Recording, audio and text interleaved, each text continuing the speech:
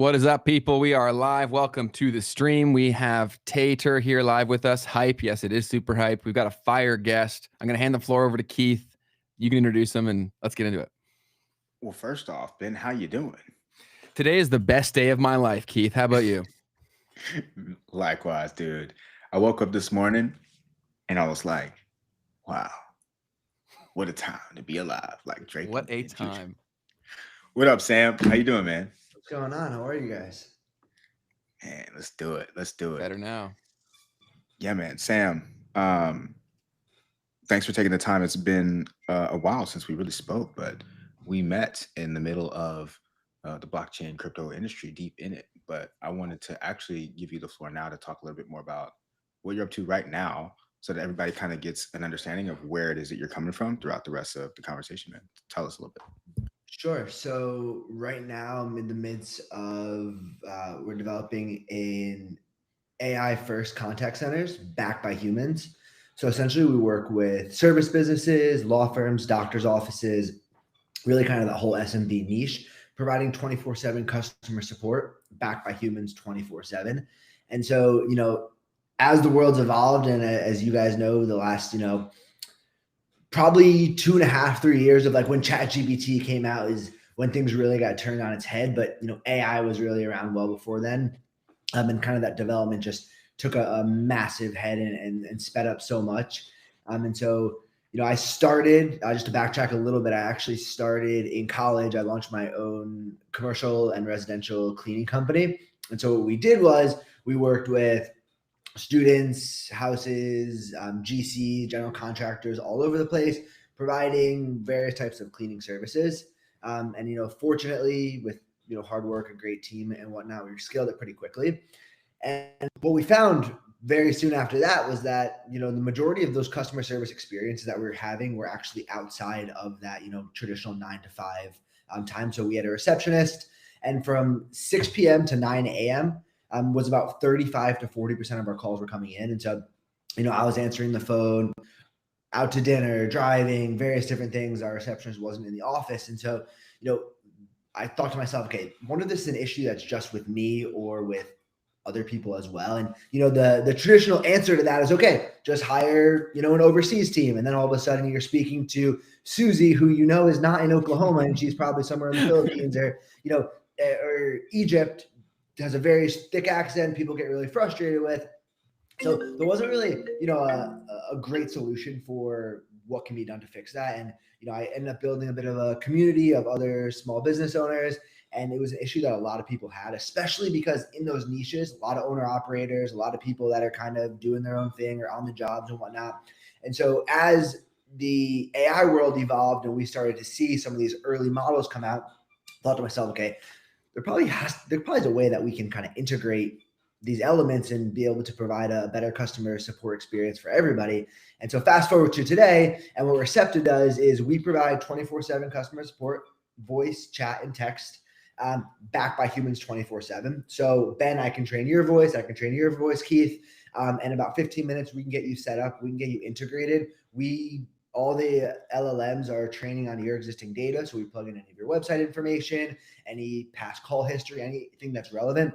It trains on it. It's fully generative. And we're able to book appointments, reschedule, give information in about 35 different languages. And then if there's any issues, we can always escalate to a North American-based bilingual receptionist. So if it's 3 o'clock in the morning, Ben, your pipe burst, you're in Toronto, it's -5 degrees Celsius, and you say, oh my gosh, if I don't get this heat fixed ASAP, there's going to be a serious problem. We can connect to an agent. They can book you an appointment if there's any issue. We can get a transfer to an agent, get you scheduled, and 9 o'clock that morning, we can get someone to fix your heating. I'm sold. Same. So my next question is going to naturally be in that process of like, okay, what does this process look like from end to end? And if you're willing to share, what technology is actually in between all of these steps and that's necessary to make this actually happen? Sure. So from that kind of the end-to-end process, our big thing is the majority of the businesses we're working with are 40-plus-year-olds to 70-plus. They don't know technology. A lot of them can hardly use their email, and they're doing very well for themselves, right? A lot of these companies are making very good livings. And so they want a product and a system that's just going to work for them. And so our big intention is, how can we make a product that is easily digestible for everybody? And so a really simple form that they put really basic information. And essentially we do all the translation, the quote unquote translation on the back end, which we plug into our systems.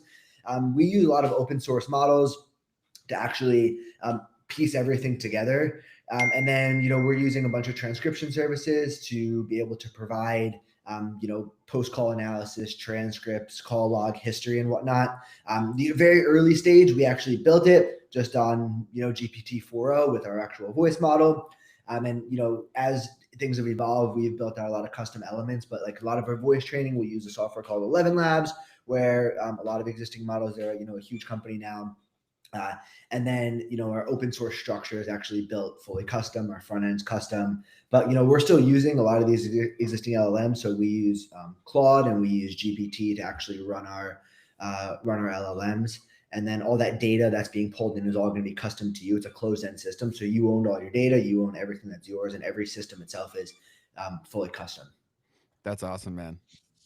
There was something really important that you said in there that I think is going to be helpful to everyone listening. So we want to talk about how to build an AI business in 2026 and in general, right? This AI wave and how entrepreneurs can take advantage of this to create business for themselves.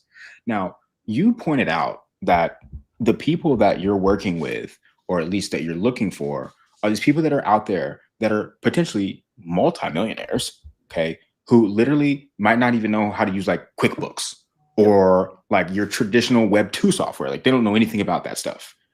So there's so much value that you, as someone who's internet native, can provide to those people in something that might be really simple to you. So can you talk a little bit more about that? 100%, Keith. And you hit the nail on the head. I think it's really easy for people, especially younger people, just to look at various solutions that are out there, what ChatGPT can do, and say to themselves, okay, I know everyone already knows how to do this. How am I going to make this even more complicated and sophisticated and figure out a really deep solution? When the fact of the matter is, if you speak to 30 people that are 45 years and up, out of those 30 people, maybe 10 of them have their own business. Out of 10 of those people, I promise you, 8 of them minimum don't know nearly the extent of what ChatGPT can do with very simple prompting. And so for people that are out there thinking, I need to figure out what to do, AI is taking over, it's crazy, but I have no idea what to do. I don't know LLMs. I don't know what RAG is. I don't know, any of these really sophisticated features or anything. I know how to use ChatGPT. Well, the amount of businesses that can be created by skinning or creating really simple prompts and providing really digestible solutions to people is absolutely massive. I mean, you guys have to consider something, right?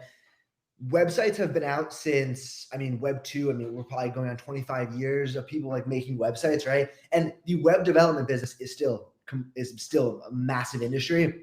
We're not even in the first inning of AI. And so people are already acting like they're way behind. If you spend, any time figuring out what solutions can be built, what you can do really easily.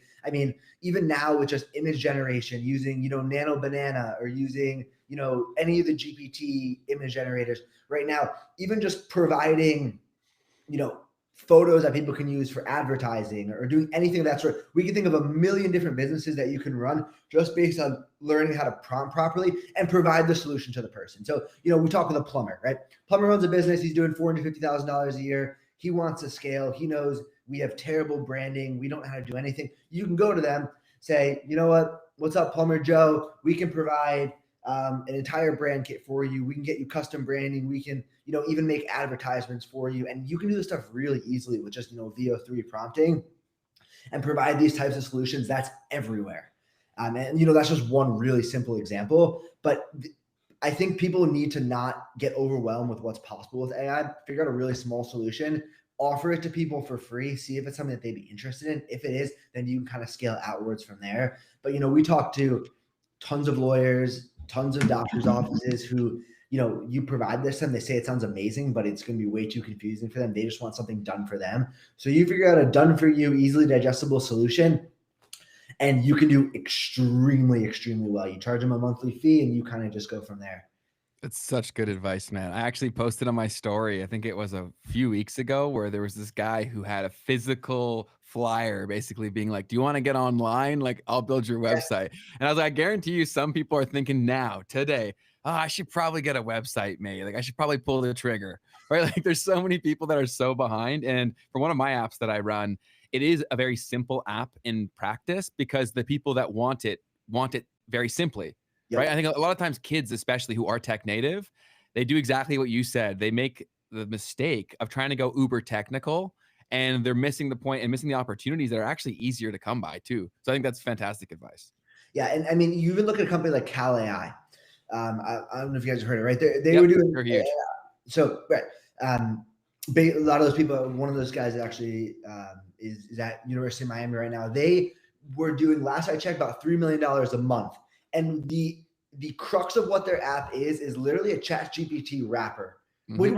Which you could say, wrapper this, wrapper that. Everything's really a wrapper, right? I mean, yes, we can kind of go deep there. But what does that mean, by the way? Yeah, what does that mean? Good point. Yeah. So a wrapper essentially is building a solution that is backed by something else. So we look at like Dropbox, for instance. Dropbox is $1 billion company. It's technically an AWS wrapper. So the people that will kind of trash wrappers and whatnot of skinning an existing solution, but hooking it up properly and providing easily digestible solution, I think is BS. Full transparency. But like a company like Cal AI built a $3 million a month business based on taking ChatGPT, customizing it for themselves, and being able to input information. It basically gives you an output of what the nutrition facts are. So there's a million things that you can do with even like a ChatGPT, even like a Gemini. You essentially will customize it how you want, provide whatever outputs you think might be useful. So let's say you want to do, I was just talking to someone about this the other day, AI modeling. I think the future of modeling, unfortunately, is going to be without any actual humans. We can kind of go deep dive on this too, but I think there's going to be a massive, licensing and image and likeness play with existing models right now and being able to generate prompts and whatnot. But essentially what you can do is you can take, any of these LLMs, you input a photo. Let's say we want to work with, just for easy sakes, Nordstrom's, they'll send you 15 different dresses. You find a model that you want to use, and essentially just through some really basic prompting, you can actually put that clothing on the model, and you can put them on any backdrop you want. You can even generate videos with them. And essentially what you do is you go to, a Nordstrom company has millions and millions of dollars to spend. But how many small clothing companies do you know of that are really just trying to make it out? A company that has a hat company or makes polos, and they don't have the budget to be able to go pay a model $2,500 for the day. What we can do is, hey, just want you to know, I saw this on your website. You didn't have any models branding. Just you figure out what some real statistics are. Just want to let you know that models demoing your clothes increases, your close rate by 25 to 30%. I made some samples for you. Is this something you'd be interested in exploring? And then all of a sudden you can just go clothing company to clothing company. You essentially will just put their clothing that is, not shown very well on their website. They're probably not doing that well on models. You can make them videos, and all of a sudden they have a brand guide. They can now start posting this stuff. It's on their website. They close better. And that's all done through the existing systems that are out there that cost you, $25 a month.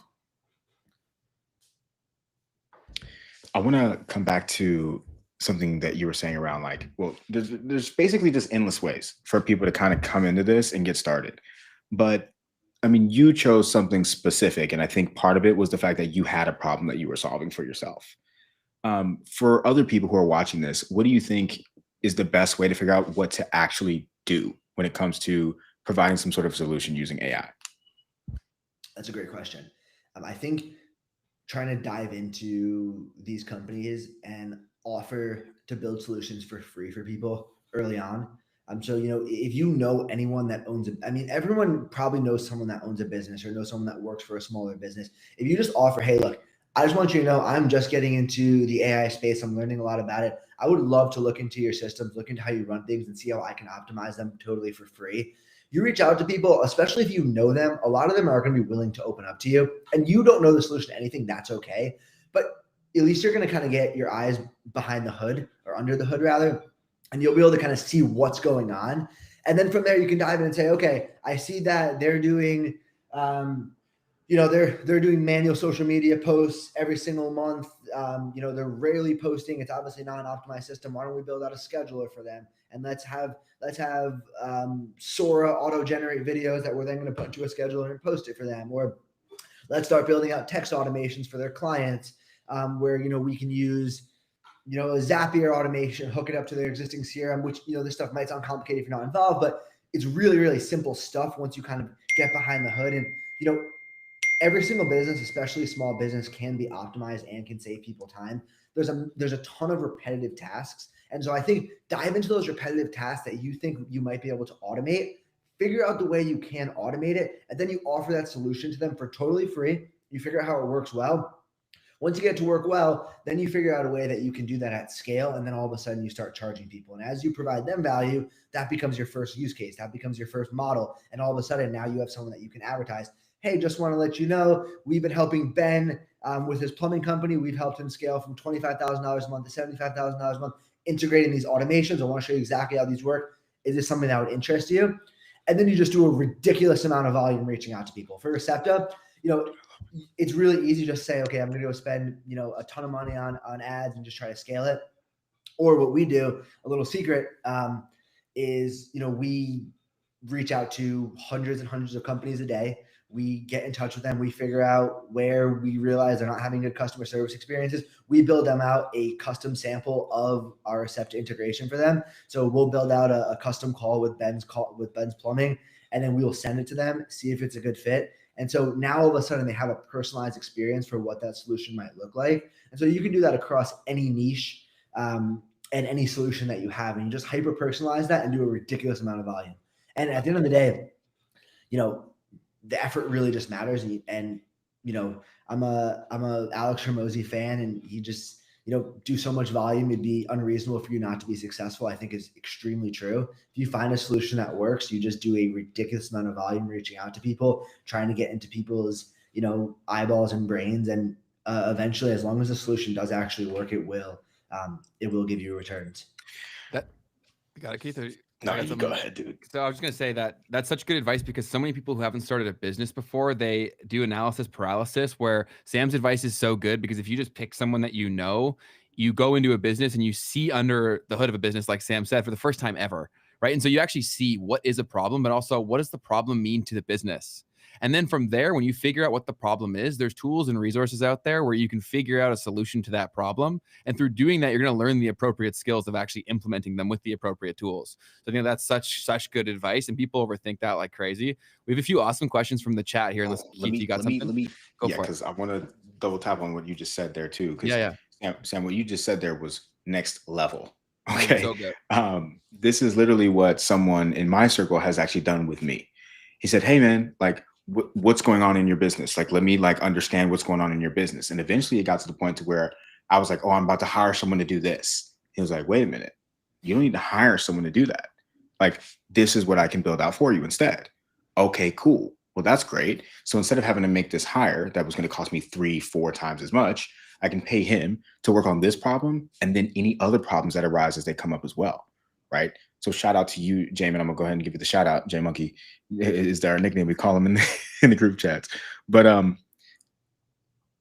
J Money. So anyways, so this idea that you can put together an actual solution in real time for the business, that right there is by far the best way to go about it, because not only are you getting the problems from the inside that are going to scale across different businesses, but you can actually provide that value in real time, which is something that you can't necessarily always get to without having to claw to get the business owner to tell you all this information about their business. So if you know someone, that's super fire. Now, one of these questions that did come up, I wanted to actually respond to. So Alvino Allen, and then Sam, I'd love for you to respond to this as well. These sound like cool, simple solutions, but hard to build even with AI. Like, with no coding knowledge, how does one even customize or fix errors without creating buggy products? So the thing about this that I want to really harp on is that it has never been this easy to build stuff, right? So I don't care if you're a developer or not. This year and last year, I started to do stuff that I would have never thought that I was capable of regarding putting stuff together using technology, right? Like APIs, connecting them to one another, building these little apps that like did things for me in my life. And like that, I could have done it, but it would have taken me like a year to get that kind of knowledge that I was able to get in like a day from using the AI. So there's the two-pronged thing here. You've got the business that you can build out, helping other people get access to AI and building solutions for them. But there's the fact that you're using AI to help you build that. Whenever you get stumped, you just ask AI how to help you get to where you need to go. And it's going to give you solutions to the problems as they come up. But Sam, I'll let you also respond to that question. You hit the absolute nail on the head there. And I think people, even just thinking about a solution, you're kind of overcomplicating. You don't even have to build a product yourself, just build a solution for the people. The product doesn't really matter. People care about outcome and the output, right? So like a software, if you look at, especially, you know, in any of these niches, but if you look at most websites, you're going to realize, okay, these are very, you know, archaic, probably not optimized. You can use a software like Lovable, and in literally one prompt, you can have an extremely optimized website. And then you can go into any of these other softwares like, you know, Gemini or whatever it is, generate actual custom pictures, integrate into their website, and all of a sudden you now have a beautiful, high-performing website for somebody that didn't have it before. If you look at, you know, 50 or 100 law firms, doctors' offices, various different niches, most of these are going to have terrible websites. And so I don't want you to have to think that you have to create this brand new app that's going to be, you know, really, really complex and integrated well. And to Keith's point, when you do that, just prompt it and figure it out yourself. And you can use a million different co-pilots. You can use Cursor or Google's new app, and it will literally do the coding for you and whatnot. But you don't even have to go that complicated. Just use these existing solutions, build something that people might have value from, and provide it to them. It can be as simple as pictures or videos, or even websites. And you don't have to build anything custom for that. You just have to be able to prompt well and then be able to show that person the output. So whatever that, you know, deliverable would be. Totally.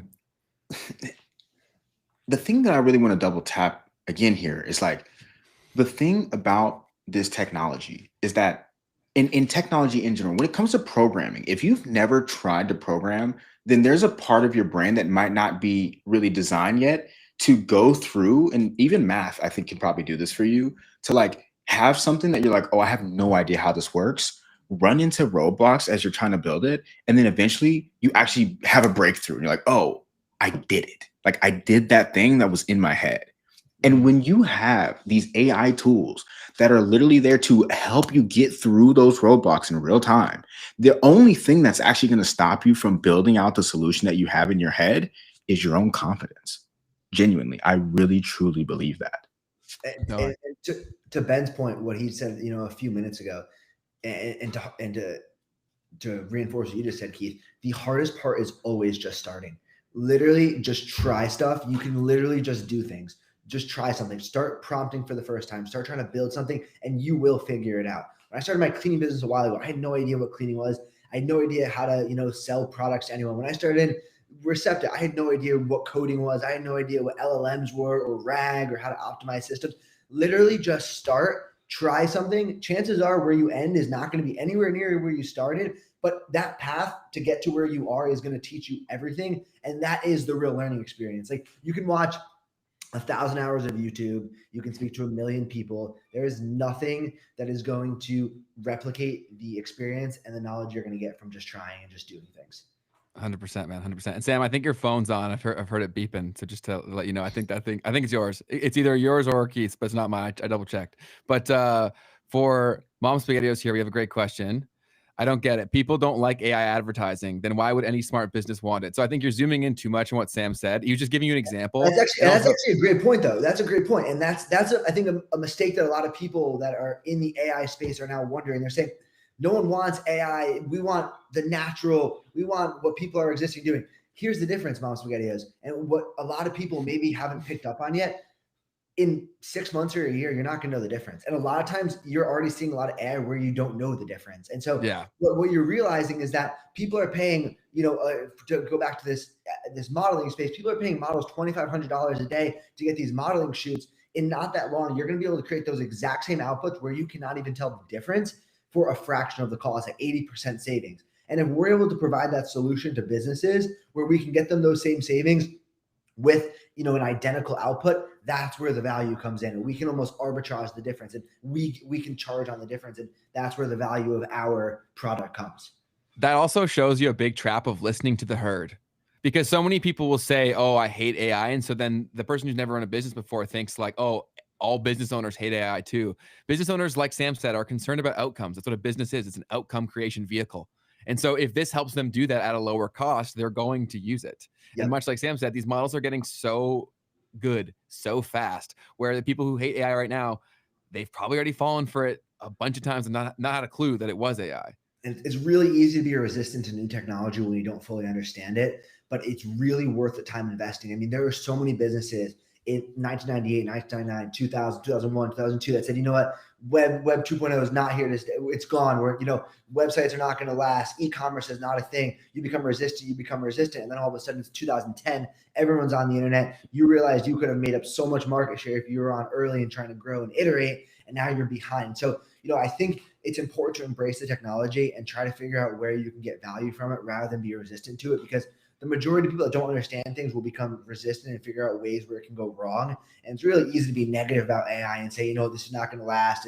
It's not here to stay. But if it does, if you think in your head there's only a 10% chance that it does blow up and get huge, isn't the ROI there in trying to figure out how you can maybe provide that value for yourself and others? Totally. Technology is undefeated. And if you want to try to fight it, you're statistically very likely to lose. So that's up to you. But we have a very good question here in the chat that I think is a totally fair point as someone who uses AI tools all the time. And it's, how do you keep up with all the new AI tools? It feels like new features and products appear every day, and it's hard to stay on top of everything while making sure I'm using the best possible tech stack. That's another great question. And it's really easy to, if you're a runner, it's really easy to try to always buy the newest gear and the newest equipment. Yeah. The fact of the matter is, the way you get better at running is by putting in the reps and putting in the work. It doesn't really matter what kind of shoes you have. At the end of the day, especially if you're early on, if you're running with Nikes or On Clouds, it doesn't really matter. Just put in the reps. You don't need to have the newest tools. You don't need to have the newest equipment to have a good software and business. You know, there's a lot of people that build things. I mean, there's the amount of WordPress websites right now, which I think WordPress is an amazing product, but there are so many newer, more advanced technologies out there that, or like, let's look at Microsoft. Let's go back to an early example. I was talking before the podcast with Ben and Keith. I have a really good friend who visited me, who works for Morgan Stanley. They are using Microsoft 2011. They have not iterated. This is one of the most advanced companies, highest revenue companies in the entire world. And they're using Microsoft 2011. You do not have to be on top of the brand new, most optimal AI trends. Just figure out something that you know can work, that you can get comfortable with, and figure out the solutions based on that. And as time goes on, you'll iterate and you'll learn more and you'll figure out how to optimize. But, you know, that's another really easy way for you to kind of get caught up in having to try the newest things, and then you get the paralysis by analysis and never really start. Just find anything and just build with it. And if you realize something out there is better and you want to try it, you can, but just try it. It doesn't matter. You can use the ChatGPT 3.0 and still create great products. Love it. Love it. Yeah, that's spot on. What about some of the specific platforms that you think are the most important right now? That kid said, hey, what AI platforms do you all suggest? That's a great question. I think it really depends on where you kind of target the niche. We saw today, Disney just announced a partnership with OpenAI, and they're doing a Sora collab where you're actually able to license out the Disney princesses and be able to actually do generation. They're going to get paid licensing on that. And so, like, for video generation, I think Sora is kind of the easiest one to be able to create really simple prompts.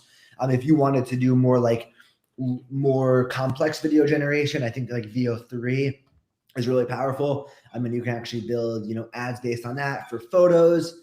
Nano Banana, which is a Gemini LLM output service through Google, is really, really powerful, really strong. And then if you wanted to kind of do like app development, this is another really simple thing for people too. Everyone has a website at this point, or a lot of people have websites. What a lot of people don't have is they don't have apps. And a lot of people like the idea of having an app. Someone could download something right to their phone, manage everything, and people will pay a lot of money for apps. Long time ago, you could charge $25,000, $30,000, $40,000 with apps. You can now use a software like Lovable or a software called Anything. And with just a few prompts, you can turn any website into a high performing mobile friendly app that can then be in the app store for people. And so even just providing a solution like that is a super powerful thing that people, will pay a lot of money for. So there's a ton of things out there. And then, just from a consumer standpoint, consumer output, I still think ChatGPT is the best. I think, just the ease of use, the prompting and the output is really, really powerful. What are some of the hacks or ways that you use ChatGPT that you feel like the average person might not necessarily know about? So it's interesting. I like to cross over different software. So like, for instance, if I'm using like Perplexity, or if I'm using a Gemini, I'll actually use the other LLMs to create the prompts for me, because, and I think what a lot of people don't talk about too is the next frontier of the finance jobs, in my humble opinion, is actually going to be prompting.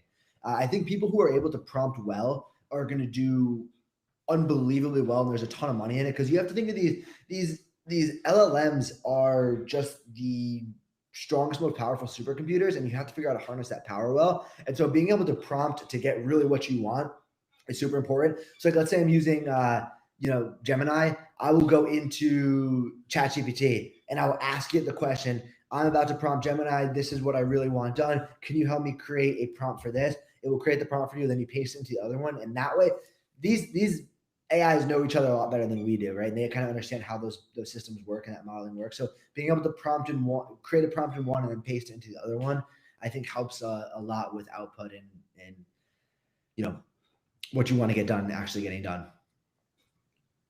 That's super cool. Ben, you got anything off the top?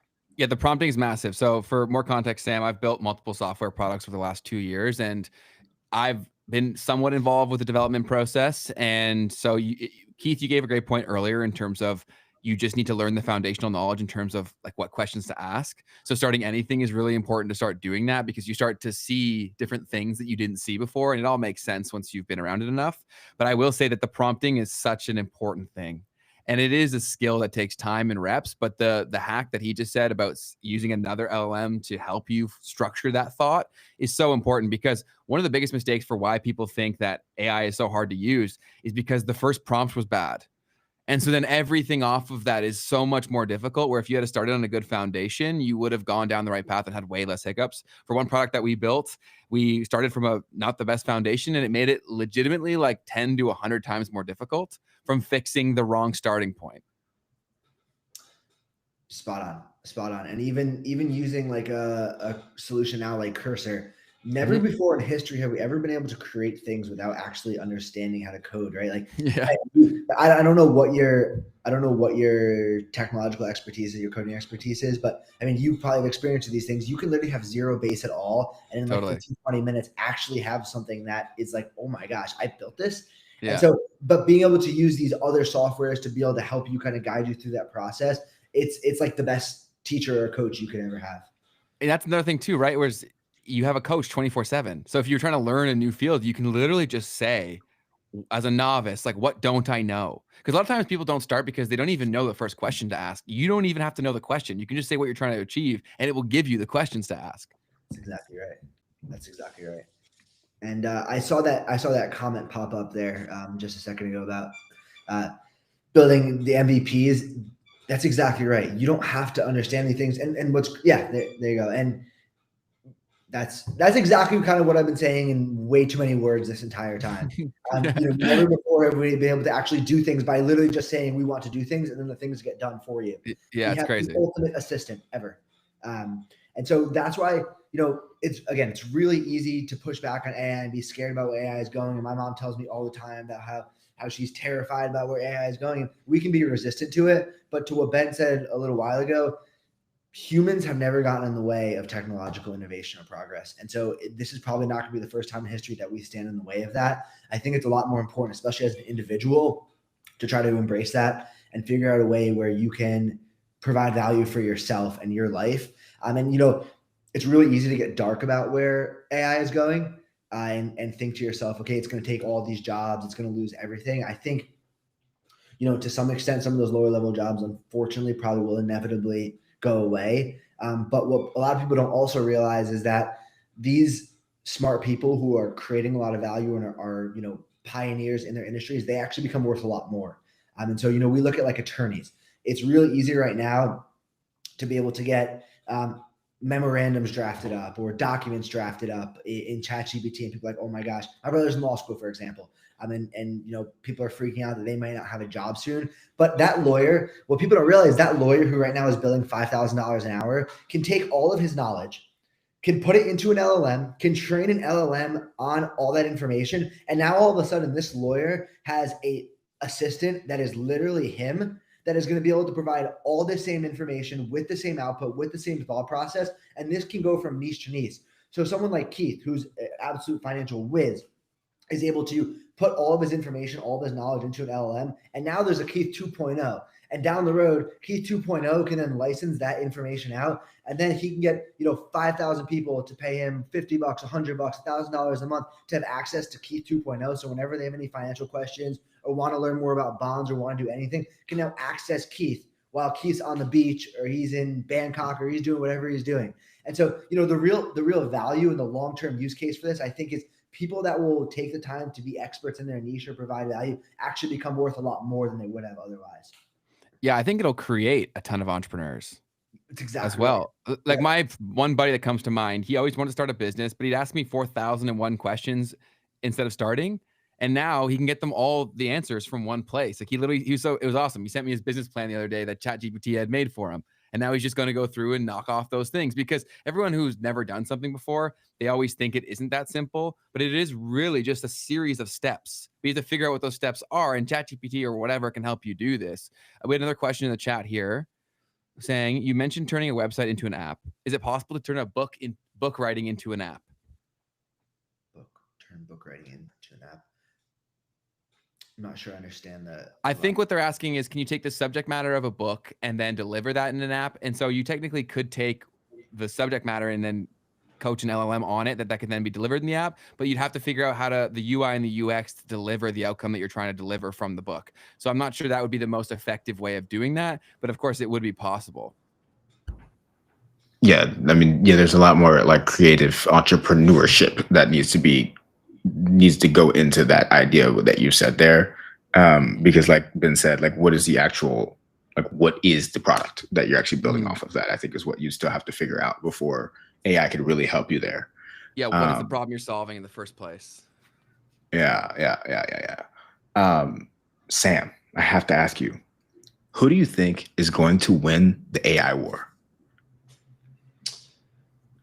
That's a great question.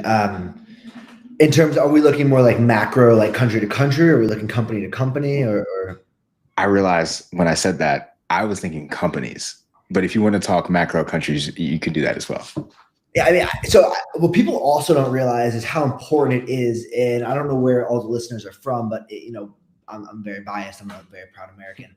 I think it is extremely important, and I think most people actually will agree with me, that the United States actually wins the AI race, because our biggest foe right now is going to be China, is going to be the CCP.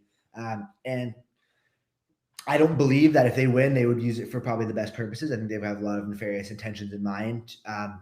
And so I think from a country standpoint, I think it's really important that the United States wins this AI race. And so, we even see these headlines recently that some Chinese companies are getting access to these Blackwell chips, which are going to be NVIDIA's most advanced GPUs. And so by them having those advanced models or whatnot will help them get closer to, endgame. And a lot of people ask what endgame is. I think it's generally commonly understood as it's like AGI, which is going to be artificial general intelligence, which is going to be like this mass.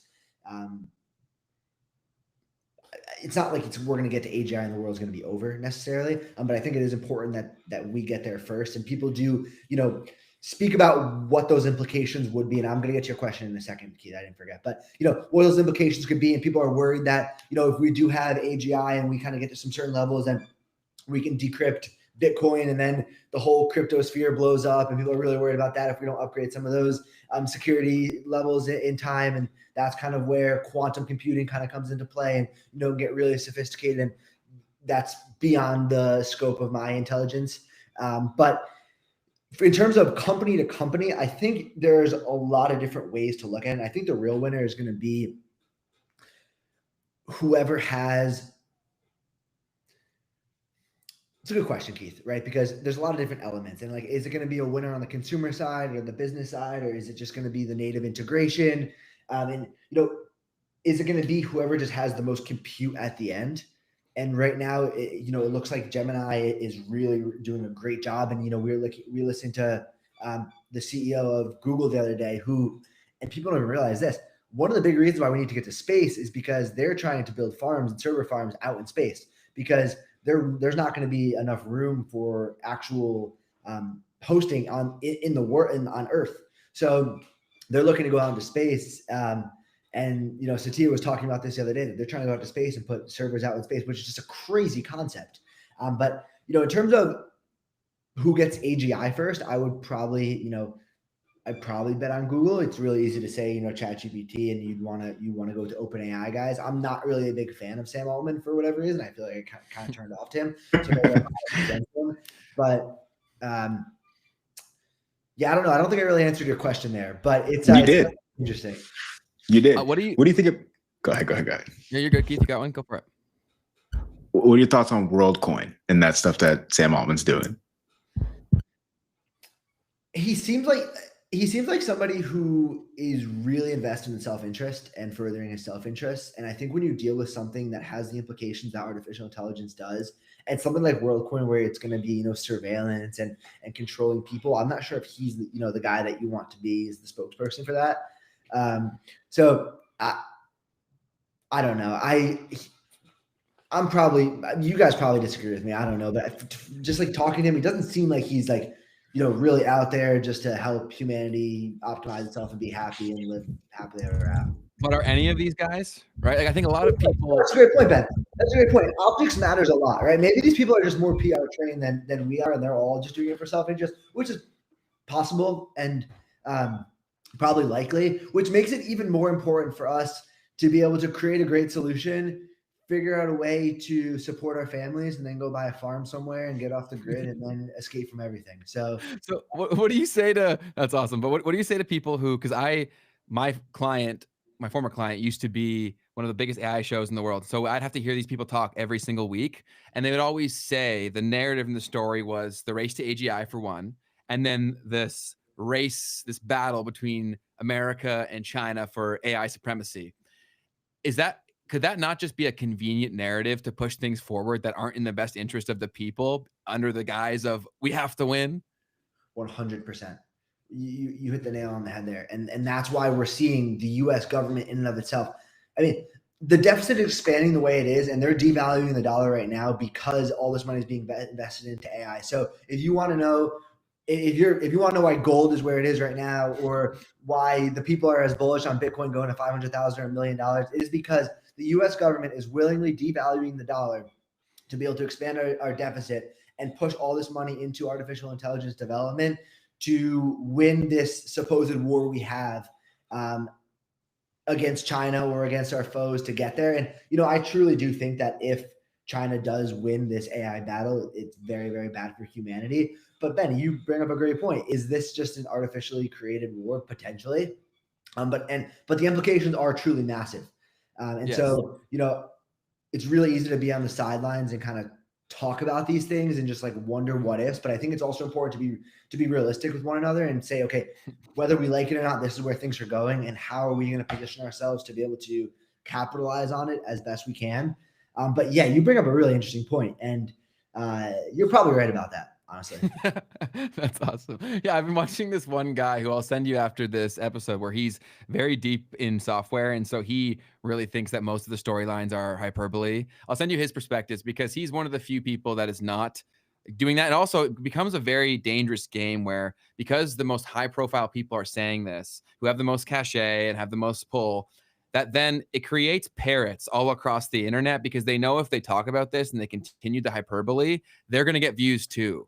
So a lot of people are talking about stuff they really don't know at all, because it's a very complicated field of LLMs and AI and all this shit. But everyone's like, it's been said, if something's said enough times, it becomes true, right? Like, that's one thing that I'm very concerned about with the optics and the narrative of social media. And who controls the narrative, who's pushing these narratives is a super important thing to look into. And we don't really know, I don't think. Yeah, I know, that's the problem. Well, big tech pushes these narratives probably, but You're absolutely right about that. It's crazy.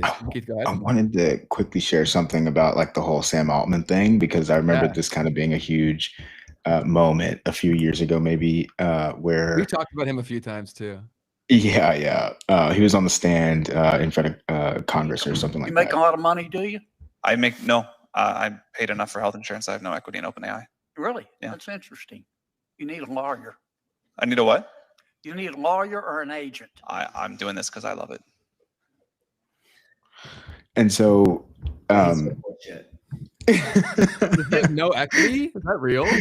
well, so the whole thing was, right, like them converting this from a nonprofit into a for-profit company. I'm pretty sure that's what these hearings were about, was like, what is the legality of all of that, and so on. And the funny thing about it all was like, okay, so sure, he's doing it because he loves it. And then there's like this image or picture of him also on the other end, riding around in that car. I think $1 million Koenigsegg. Yeah. Oh yeah. That was fucking crazy. So, anyways, just wanted to kind of share some of that. He definitely gives you the heebie-jeebies, man. Like when you just watch him talk, you're like, I would not trust what this guy's telling me. And so maybe, again, I don't know the guy personally, but I know how I feel when I hear him talk. Yep. And then that thing comes out about the whistleblower who then showed up dead. And then there was that interview where it was like super with Tucker. With Tucker. Have you guys looked much into that conspiracy thing? Because that stuff is genuinely crazy. Anybody watching this, I recommend you go get educated yourself. I'm not going to share my opinions on it because I'm an idiot, but for you yourself, go look into it. Like the stories attached to the story are absurd. So I strongly recommend you go get educated. Yeah, and it's wild how little human life gets valued when there's money at play, and how quickly we just stop looking into things. Yeah. Right. Even something this high profile, but I saw this happen firsthand because I saw a crime scene investigation where someone had passed away, like right near me. Right. And they were outside my building, and within like 4 hours, it was just done, sorted, like over. Right. Like that's how quickly these things get done, even with shit that's super high profile, like this guy. The parents have been trying to fight to continue the investigation. It's just like nothing's happening. Yep. It's crazy. It's wild. And the guy ordered DoorDash right before he allegedly killed himself and didn't leave a suicide note before he allegedly killed himself. And there was a struggle before he allegedly killed himself. And there was blood stains. And there's hair in the apartment that was from a wig that wasn't his. Yeah. It's like, how are you going to say that's not foul play? That's crazy. Maybe he's into some weird shit. Or I don't know. An investigation into it. Yeah. Right. For sure.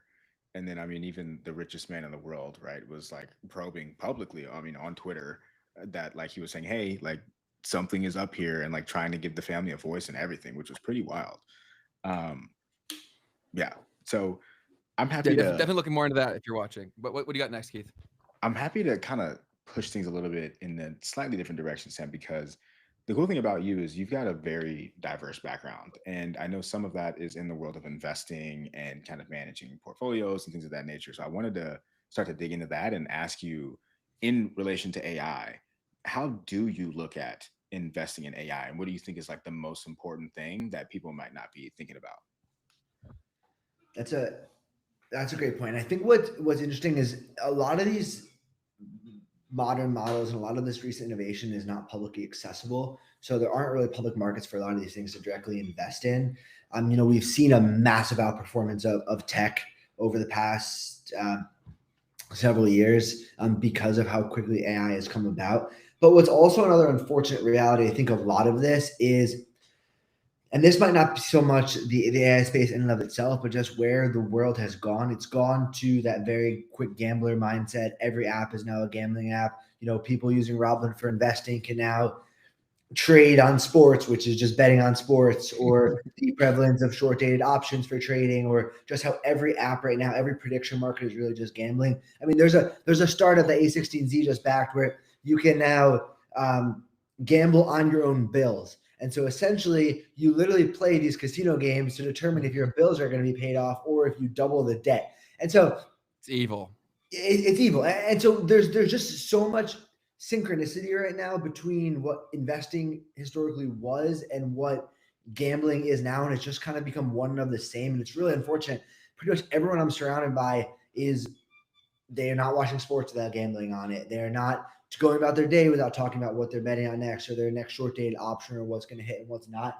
And I think it's unfortunate. And the reason, the way the AI plays into this, a lot of these back end models are actually, I mean, obviously like a Polymarket of the world is going to be, technically peer to peer with market making and whatnot. But a lot of these models that FanDuel and DraftKings are putting out are all AI based models, and people are just never going to beat these lines or beat these games. And at the end of the day, they're going to waste a ton of time and a ton of money without actually doing anything for their lives. And so, I think the biggest issue that our society has nowadays, truthfully, is gambling addiction. I think it's I think it was a massive mistake to legalize it, and now we're just calling things trading, and we're calling these markets trading markets where technically it's not gambling according to the law, but it really is. I mean, that is the biggest problem with all of this stuff, which is why I think for those that are looking to invest and get exposure to things, taking the traditional approach, and who knows where performance of markets are going to be over the next several years. I think having money into these assets that are protected from the devaluation of currency. So I'm very bullish on the Bitcoins of the world and the gold and silver of the world. I mean, silver's on a complete tear right now as well as actual assets that are protected. So investing in markets and whatnot are very important. But I think it's that much more important to not spend your time trying to create alpha against these people who you're not going to have alpha. Right. Yeah, truly. And so that's why I think if you want this AI exposure, you want the growth for it, your best solution is figure out a product in the AI space that you're gonna be able to make money from, and then invest every single dollar of it into a diversified portfolio of things without worrying about what your returns are going to be tomorrow, and making sure that you don't get yourself on these apps that you will turn yourself this quick money, because it just never is quick money. It's the worst, man. It's so bad. And yeah, there needs to be more solutions to solve the problem. And it needs to be said out loud a lot more, because it's just not like there's so much money going the other way. And so people are like, oh, it can't be that bad. It's on every screen I look at whenever I do anything, right? Which is not the reality. But on that note of all this stuff, the AI bubble conversation gets brought up so much. Do you think AI is a bubble? I think a lot of these companies aren't going to last. I think there's a lot of Netscapes out there. But I think the technology is undeniable. I mean, totally. Like, for instance, what we're building, 3 years ago, I would have never thought what could be built with Recepta, what Recepta is doing could ever be possible. And now we are literally connecting companies that are able to run 24/7 support. They don't take bathroom breaks. They don't need a raise. They don't complain. They don't take holiday breaks. We're able to speak in 30 languages simultaneously. We're able to live transfer to humans. This is technology that we've never seen before. And so I'm very bullish on the technology. I'm not bullish on necessarily every single company in the space, but the technology is here and it's here to stay. Yeah, I give a pretty similar answer. The tech is absurdly legit. And if you figure out ways in which it can improve your life, there are infinite of them. But I do think the whole narrative and the speculation game, of course, it comes to an end. It's like the best time to invest in anything speculative is before we've realized who the winners are. Right. And I tell people all the time, we're like, you actually want to be investing before the score has been kept, because then you can get out before we decide. Like, look at .com, some of the richest people on the planet, Cuban, like his business wasn't even successful. He just was there, sold it at the right time, and now he is absurdly successful off of that. So timing really does matter too. Timing matters. And for every Amazon and eBay out there, there's a million Yahoos. And so Pets.com. Right? Yeah. And so the game really is figuring out which ones are the winners. And so that's why diversifying is super important, because if people really knew who the winners were today, we would probably know. I mean, we can kind of get an idea of who people are still going to be, like which ones are going to make it. But a lot of these smaller ones that are going to give you those crazy returns, we probably don't, which is part of the game of investing, right? And so, me, myself, I'm very anti-gambling personally, just because of what I've seen it's done to a lot of people. But I think there's a lot of value in people doing research, figuring out what things are doing well. And like that game of investing is everything, right? It's just so fun to figure out what companies are doing well, where these models are coming from, and figure out where to allocate capital in a responsible way, I think is the important part. One of the most dangerous things about gambling is that it's a zero sum game where there's a winner and a loser, right? Whereas in investing, if you stay in the game long enough, you are almost guaranteed to win. But with gambling, they've made it so that you can't stay in the game. So you're Yep. guaranteed to lose.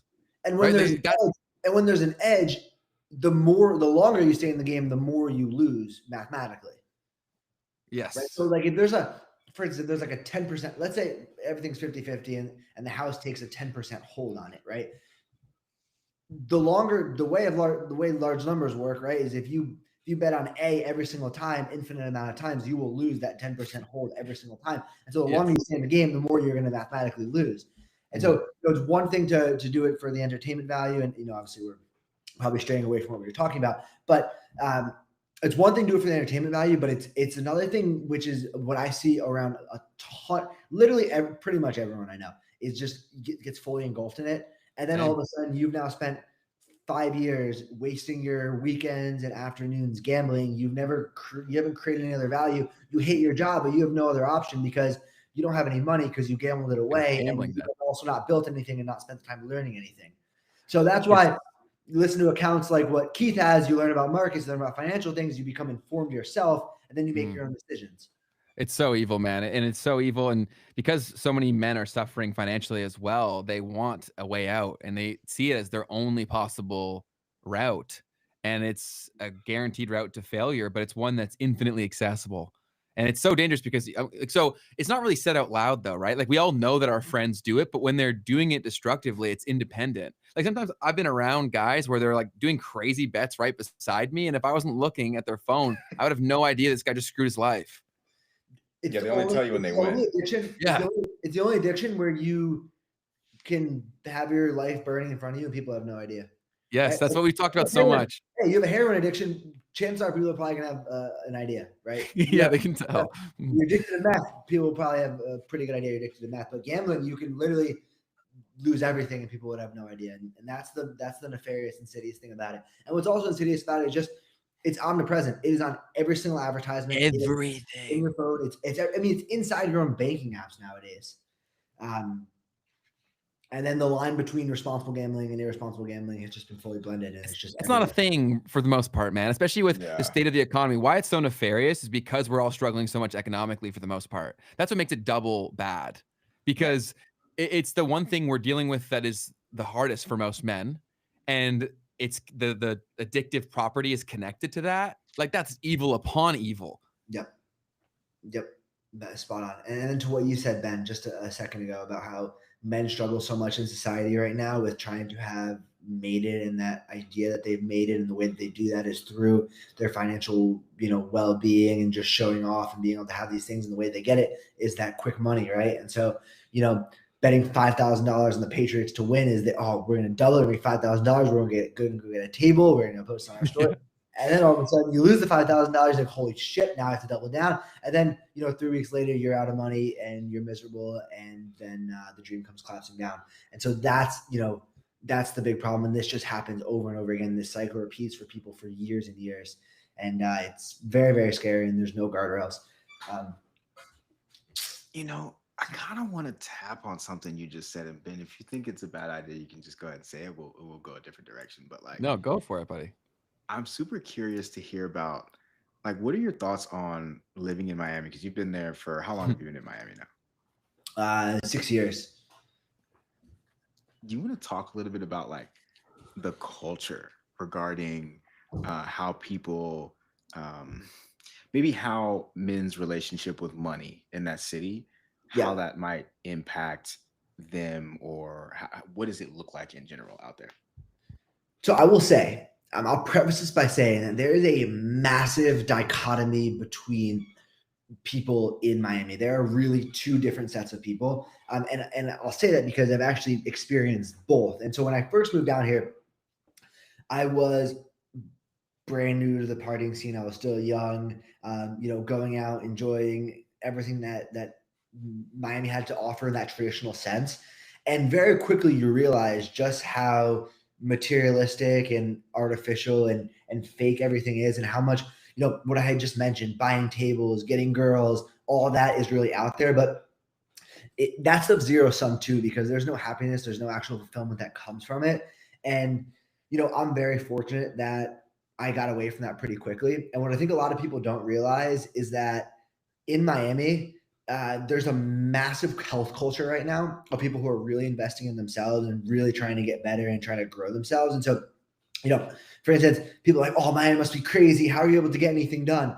Like, I don't drink anymore. I go to this group on Wednesday mornings. It's called 440 Club, 440 in the morning. There's like 60, 70 people that are business owners, building things that are just trying to better themselves and kind of, expand their life that way. And so, I do Ironman triathlons. I'm out on the roads and there's hundreds and hundreds of people that are just trying to optimize their life. And I think there's a big correlation between that and success you have everywhere else. That discipline, I think, is super important. And so, Keith, to your point, there is still a very big culture of people needing to have that quick money and, that degeneracy and, kind of everything that comes of it from there. But at the same time, there is a big shift right now and there's a big health culture. And I think a lot of the entrepreneurship that came down here during COVID and the people that are healthier and disciplined have really helped transform Miami a little bit. And so, the Miami of old is not the Miami of new. The Miami of the 1980s, where it's the cocaine capital of the world, the people are just going crazy,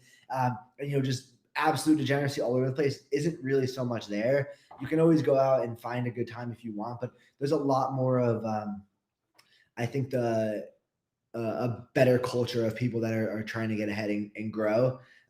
It's one thing to find a lot of those people. It's not necessarily the easiest thing in the world, but you can find whatever you want in Miami. That's for sure. You can definitely find whatever you want, and you can go out on the street and find the other addicts if you want to. So there's everyone out there. Love it, man. Love it. As an entrepreneur living in Miami, do you think that plays a big role in the ability for you to continue to grow as an entrepreneur? Like, a lot of the reasons that people tend to move there, from what I understand, is like looking at, hey, there's this community of people that are really trying to do some really dope things. And I'm curious if you think that, well, first off, being in a city like that, you said you joined like a run club. Was that what you said in particular? Or like a work? There's a bunch of run clubs that you can do. There's a bunch of groups that you can join. And Miami definitely helps. And people would often say, like, you don't work near the equator because you won't get anything done. And so, to that extent, I think people go to New York City, and you may disagree with me, but I think people go to New York City because there really is nothing else to do but work. You can go to restaurants, but for instance, right now it's like 15 degrees there. They're going to be stuck inside their high rise building things, which will give good output. And, they'll maximize shareholder value for their companies that they're working for. But in terms of actual quality of life and trying to build things, I think that culture is not as much there. And so, coming down here, being around other entrepreneurs and people that do prioritize, their health and their life is important. I think it's easy to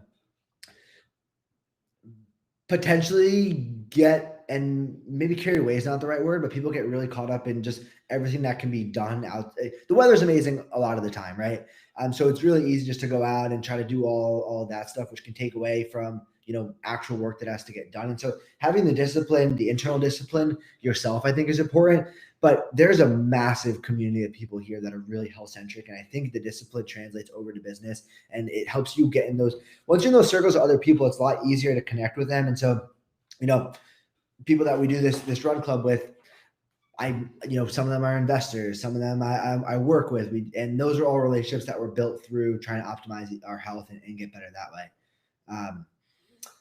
So there's a lot of that. There's definitely a lot of that. But there's a lot of amazing things about every city, I think, and there's a lot of drawbacks to every city. I think, a drawback to Miami is there's still that massive presence of the idea of like going out and partying. And so you see that a lot. And so, it's easy to try to get drawn back into that and get caught up in that. And so being able to have, that willpower to say, okay, I need to build things, I need to actually, stay disciplined or whatever, is something that takes some time. But I love Miami. I think it's a great place. And I think it's really changed a lot. And for someone that's starting a business or wants a fresh start somewhere, I think it's a great place to do it. It's definitely not cheap. But really, big cities aren't cheap. I mean, Ben, like Toronto, I think, is one of the most expensive cities in the world or something now, right? Something like that. So nowhere is cheap anymore, unfortunately. No, Toronto's super expensive, and much the things that you said about New York, they apply to Toronto as well. Like, we do have an entrepreneurial scene, but our public transportation is so bad and our driving here is so bad that you basically are stuck to the neighborhood you're in. And so if you're not around other entrepreneurs, you can't really hang out with other people. So it's like people move here because they want to be around all the people and all the things, but getting to them is almost impossible. So I'm envious of you. It sounds like getting around Miami is a lot easier. Yeah, well, anytime you want to come down, man, you got a place to stay. Say no more. I'll take you up on that, Sam. But I go to Florida most winters. I go to Jacksonville, so a little further north than you guys, but I do spend most of my winters there for the same sort of reasons you're talking about, but it's obviously way less high profile. But there's the same sort of like chill vibes, health focused stuff, all those good things. And I think, honestly, I think the trend is probably not exclusive to Miami. I'm probably I'm probably just hyping on Miami too much. And I think there is a health trend kind of going on throughout the country. And I don't know. I don't really know what started it. But it seems like people really are prioritizing their health more than they ever have before. And maybe it's just the prevalence of new information that's coming out there. But it seems like people are prioritizing their health more than ever. And I think just being in Miami where the weather is good, it's really easy to kind of. It's helpful. Yeah. Exactly. Yeah, Dave's got a great thing here, man. There's a lot of good questions in the chat, so we'll throw some of them up. So it's all social. Birds of a feather flock together. Your inner circle will determine your direction. What suggestions can you all give for breaking into different circles? That's a super good question because until you change that, it's really difficult to change everything else. So I'd say what you focus with is doing things you've never done before. That's including activities. That's including stuff for work. It's becoming a different person because you got to let go of who you were to become who you want to become. But I'd love to hear you guys' thoughts. Yeah, I heard someone say that embarrassment's a super underrated emotion and underexplored emotion. And I think being willing to embarrass yourself and just put yourself out there, like Ben said, into something that you've never done before and explore new things is so important. And people just don't do it. It is so easy to get so comfortable. I mean, flashback to your high school and your high school friends and think about how many of them are still just hanging out with each other, have never gotten out, have never, done anything. And there's nothing wrong with that. But for someone who, wants to break into different circles, be willing to embarrass yourself. Be willing to put yourself out there and try something new. And the return is massive. What do you have to lose? That's it. Yeah. And I think you can build the habit of being the person that talks to everybody and just being genuinely curious about the things that they have going on. You will meet some crazy people like that. Like whenever I go, like I'm always the guy in the elevator who's like talking to people, and you meet crazy people like that, especially if you're in the right spaces. Like we talked about yesterday, Keith, with the gym, right? If you go to a high profile gym or expensive gym and you're the guy that talks to everybody and you're just nice and curious, you're going to make a lot of really cool friends. Yeah, literally right after I said that on the pod that next day, that happened with me. Met somebody super duper cool. And the excuse that I get to use right now to talk to people that I can tell are interesting is I tell them about my new channel, Funny Money, where I'm doing this thing where I'm interviewing people about what their opinions are on things like money and trying to gauge what that looks like around the world. So finding that excuse as well. I mean, if you're someone who's super shy, right, and you need a reason, that's a great thing to do. Whether it's like, oh, I'm taking inventory of people in my network, or we're doing a survey for the gym and trying to figure like whatever you need to do to like feel comfortable doing that. It's a great way to just probing the environment around you, especially when you're curious.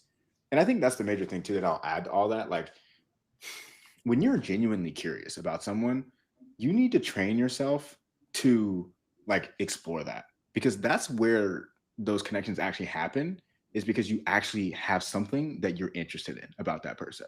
And you have something to actually talk about. People are fascinating, man. And they often don't get the chance to talk about themselves. So if you give people that opportunity, you can make friends really easy. I think a lot of people build this up in their head, like, I need to be absurdly interesting. You can become interesting by being interested in others. I think that's super slept on. That is so true. And Ben, I don't know you as well as I know Keith, but from years ago when I first met Keith, he will get you to dive so deep in your thoughts and why you think about your thoughts and why you think about your thoughts. And that's why he's such an impressionable person. I think it's such a superpower. If you're willing to say, you know what, I realize nobody actually cares about me. No one wants to hear what I have to say, but I know they want to hear themselves talk. And you're just willing to dive, which by the way, Keith, I do actually like hearing what you have to say. Just figure out a way to get people to start talking about themselves. And Bennett, you hit the nail on the head. I'm just going to reiterate it. But yeah, people love talking with themselves, and they also will always remember how you make them feel in that conversation. So if you make them feel heard and you make them feel like they're appreciated, they're going to remember that emotion. They're not going to remember what they talked about. And then all of a sudden they're going to have that positive impression of you. And then down the road, kind of will grow from there. Yeah, Keith's the best man. He's so curious. I think that's why we bonded really quickly, because that's a trait that when you see that in others, you just know that they're a person you want to be attached with. Because naturally, if I'm curious as fuck and I'm doing that with every person that I meet, and Keith's doing that and Sam's doing that, if we talk, think about the compounding nature of our collective knowledge that happens. It's a cheat code. Yep. The issue is when you get into a conversation with two people who realize that they want them to talk about each other, and then no one is like, Yeah, you just keep going. Right. Yeah, but there's very few people like that. So if you adopt these qualities, you won't run into that very often. Don't overanalyze that one. But yeah, and Keith, you got some? I mean, those are just great moments. Like, it's super rare, and then that's when you can make some incredible, deeper connections. Because another big thing is this, right? Like, oh, how do I like expand my circles and this and that? And it's like, I think the real question is like, how do I build deeper connections with people? Like, just period. Because what happens is you can meet anybody. You can meet Jeff Bezos tomorrow, but like, so what, right? Like, are you guys actually going to connect on anything? Are you going to stand out when you speak to him in any sort of a way? And that's the real thing that you want to be able to do. Because like, okay, I told you guys a bunch of times about how like in Miami, there was a whole year basically where I went out and would just literally talk to every single person that passed me, my meet. I say good morning, good afternoon, good evening to every single person, like to the point to where it was insane, like crazy thing to do, like painful to do. And I learned so much more about humanity by doing that. But then also, like the things that I would say. So how today's the best day of my life. People are like, what? Like, what are you talking? Like, what happened to you? And then I hit him with the stupid, corny, cheesy line of like, so I woke up this morning, right? And that's it. And then people would love that. And the thing is now, no matter who I could have literally been talking to Jeff Bezos, and he's never heard anyone do that. So sorry. Hold on. You're good. You're spitting fire there, but I'm totally good. I want you to finish this Camera point. Overheated. But Thomas had a really funny joke here. So we can't all be social butterflies like you guys. Some of us have to revert to shilling ridiculous XRP price targets in the chat. That's awesome. Whatever works, Thomas. Whatever works. Yeah, we appreciate having you here, Thomas. That's awesome. But yeah, when you get back, Keith, on the camera, I want you to finish that point because that was amazing. So Ben, if you saw Jeff Bezos in the street, what do you say to him? I'd probably just say hi. I've actually had this weird thing where I've run into incredibly high profile people all the time. And my thing is I just treat them like I would some random person that I ran into. And they usually really gravitate towards that because most of the people are so anxious that it makes them feel uneasy. So I just try to belittle like the significance of the situation. I would just say, hey, I'm a big fan of this, whatever. How about you? Yeah, I don't know. I haven't really considered it. I generally try to play it off, but I wonder if like there's a better way to go about it. Yeah, maybe. I'm open to it. I've just had good success with just downplaying and acting like we're equals. Yeah. Yeah, I mean, I think that's fantastic. I mean, literally the approach I would take is the thing that I just said that I do. Now, you ask that person how they're doing. That's how you start it. And then, then from there, you're in motion. And Ben, I think that is the thing, right? And then when you do literally just talk to everyone, it's not weird. It's like, oh, I'm just saying what's up to Jeff Bezos. Yeah. He's right there. Let me say what's up. Like, And if you are uncomfortable in social situations, just force yourself when you're in an elevator, ask someone how their day is. And you just build it's literally just momentum. All the fear is in the waiting to do it. Yeah. Right. Because even if you like verbal like diarrhea and make no sense, like you just laugh and be like, haha, sorry, I was so nervous. And then it's endearing, right? They don't really care. The stakes aren't as high. You're creating them in your head. And if you're in an elevator, they're thinking the same thing as you. They're also just like, yeah, they're like, oh, I want this to be over. I wish they'd say something to me. I don't know what to say. And you just neutralize that. Yeah. Those are actually the easiest moments to be the most charismatic. Yeah. Because like you're saying, like everyone's experiencing the same thing. And they're stuck. Like you get a few tries. So when you call that out and you just call it out, like saying something like what I would do in that situation is like, oh, like, and this is super corny. You don't have to be corny like me, but just like, like the weather. Oh, how's the weather doing today? You know, like just like Mhm. literally being stupid. Or like when it would be raining outside, I would go into places and I'd be like, wow, today is the absolute most beautiful day ever. Like just silly stuff. And I would do it with a lot of emotion and this and that. But anyways, um, there was something that you guys said that I wanted to touch on. Uh I'll You're have to spitting come fire back to before it. your camera went out. We got to get you a ghost battery, buddy. Yeah, the thing is that was actually an overheating. That's how fire the words that were coming That's how out were. fire he was, man. He was spitting hot flames. Hope they got good insurance there in Bangkok. What time is it in Bangkok? It is 1:16 a.m. Wow, it's 12 Yeah, hours. man. So yeah, man, Where do you want to go? Do you want to talk crypto? Because we haven't talked we about that gotta at all. talk crypto. We gotta talk Mhm. crypto, Sam, before you leave. Talk to us. You've got a really cool story that you got to tell everybody about, man. Tell us about the most incredible, insane moment that you've had in your blockchain investing journey, and then we'll also dig deeper into like, well, actually, tell us a little bit more about your experience in blockchain, like how you got involved in the first place, and then warm us up and tell us about like your investment. I think my truthfully, I think my earliest crypto experience might have been buying a fake ID like forever ago, and that was when I learned what Bitcoin was. And from there, I got really interested just in the technology of things, and really liked Ethereum. Really thought Bitcoin was interesting, and so I first, kind of got exposure to things outside of crypto in and of itself with you, Keith, when I was working with Security Token Group, and just realizing, the actual value and potential of crypto, not crypto, but the actual underlying technology and being able to tokenize assets, put it on chain, and actually have bigger value rather than somebody just launching a coin. It goes to a $5 billion market cap, they rug it, and then it just goes to zero. And so, learning a lot more about that. And I'm actually really fortunate as well. My sister, I saw someone mention XRP. So my sister went to school with the CLO, Stu Alderati's daughter.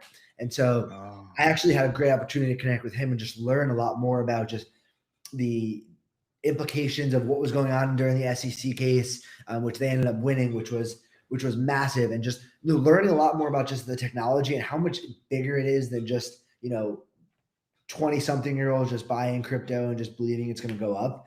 And so during the NFT craze as well, I kind of fell in love with NFTs, and I just love the idea of it. And I still think the technology is amazing. I think there's so much potential there, but I definitely got caught up in it. And this is probably when I learned my lesson about just like the gambling, and that was kind of it for me. But I got really involved in like the VFriends, if you know who Gary Vaynerchuk is. He had VFriends. I bought a ton of his NFTs, lost a ridiculous amount of money on it. Did you sell them? For a huge loss? Yeah. Okay. So had a bunch of VFriends. I've been through. I mean, I've owned a ton of different coins. I had bought and sold a few different punks at times, and just kind of been exposed to kind of that world. And net definitely a learning experience, not a profiting experience, that's for sure.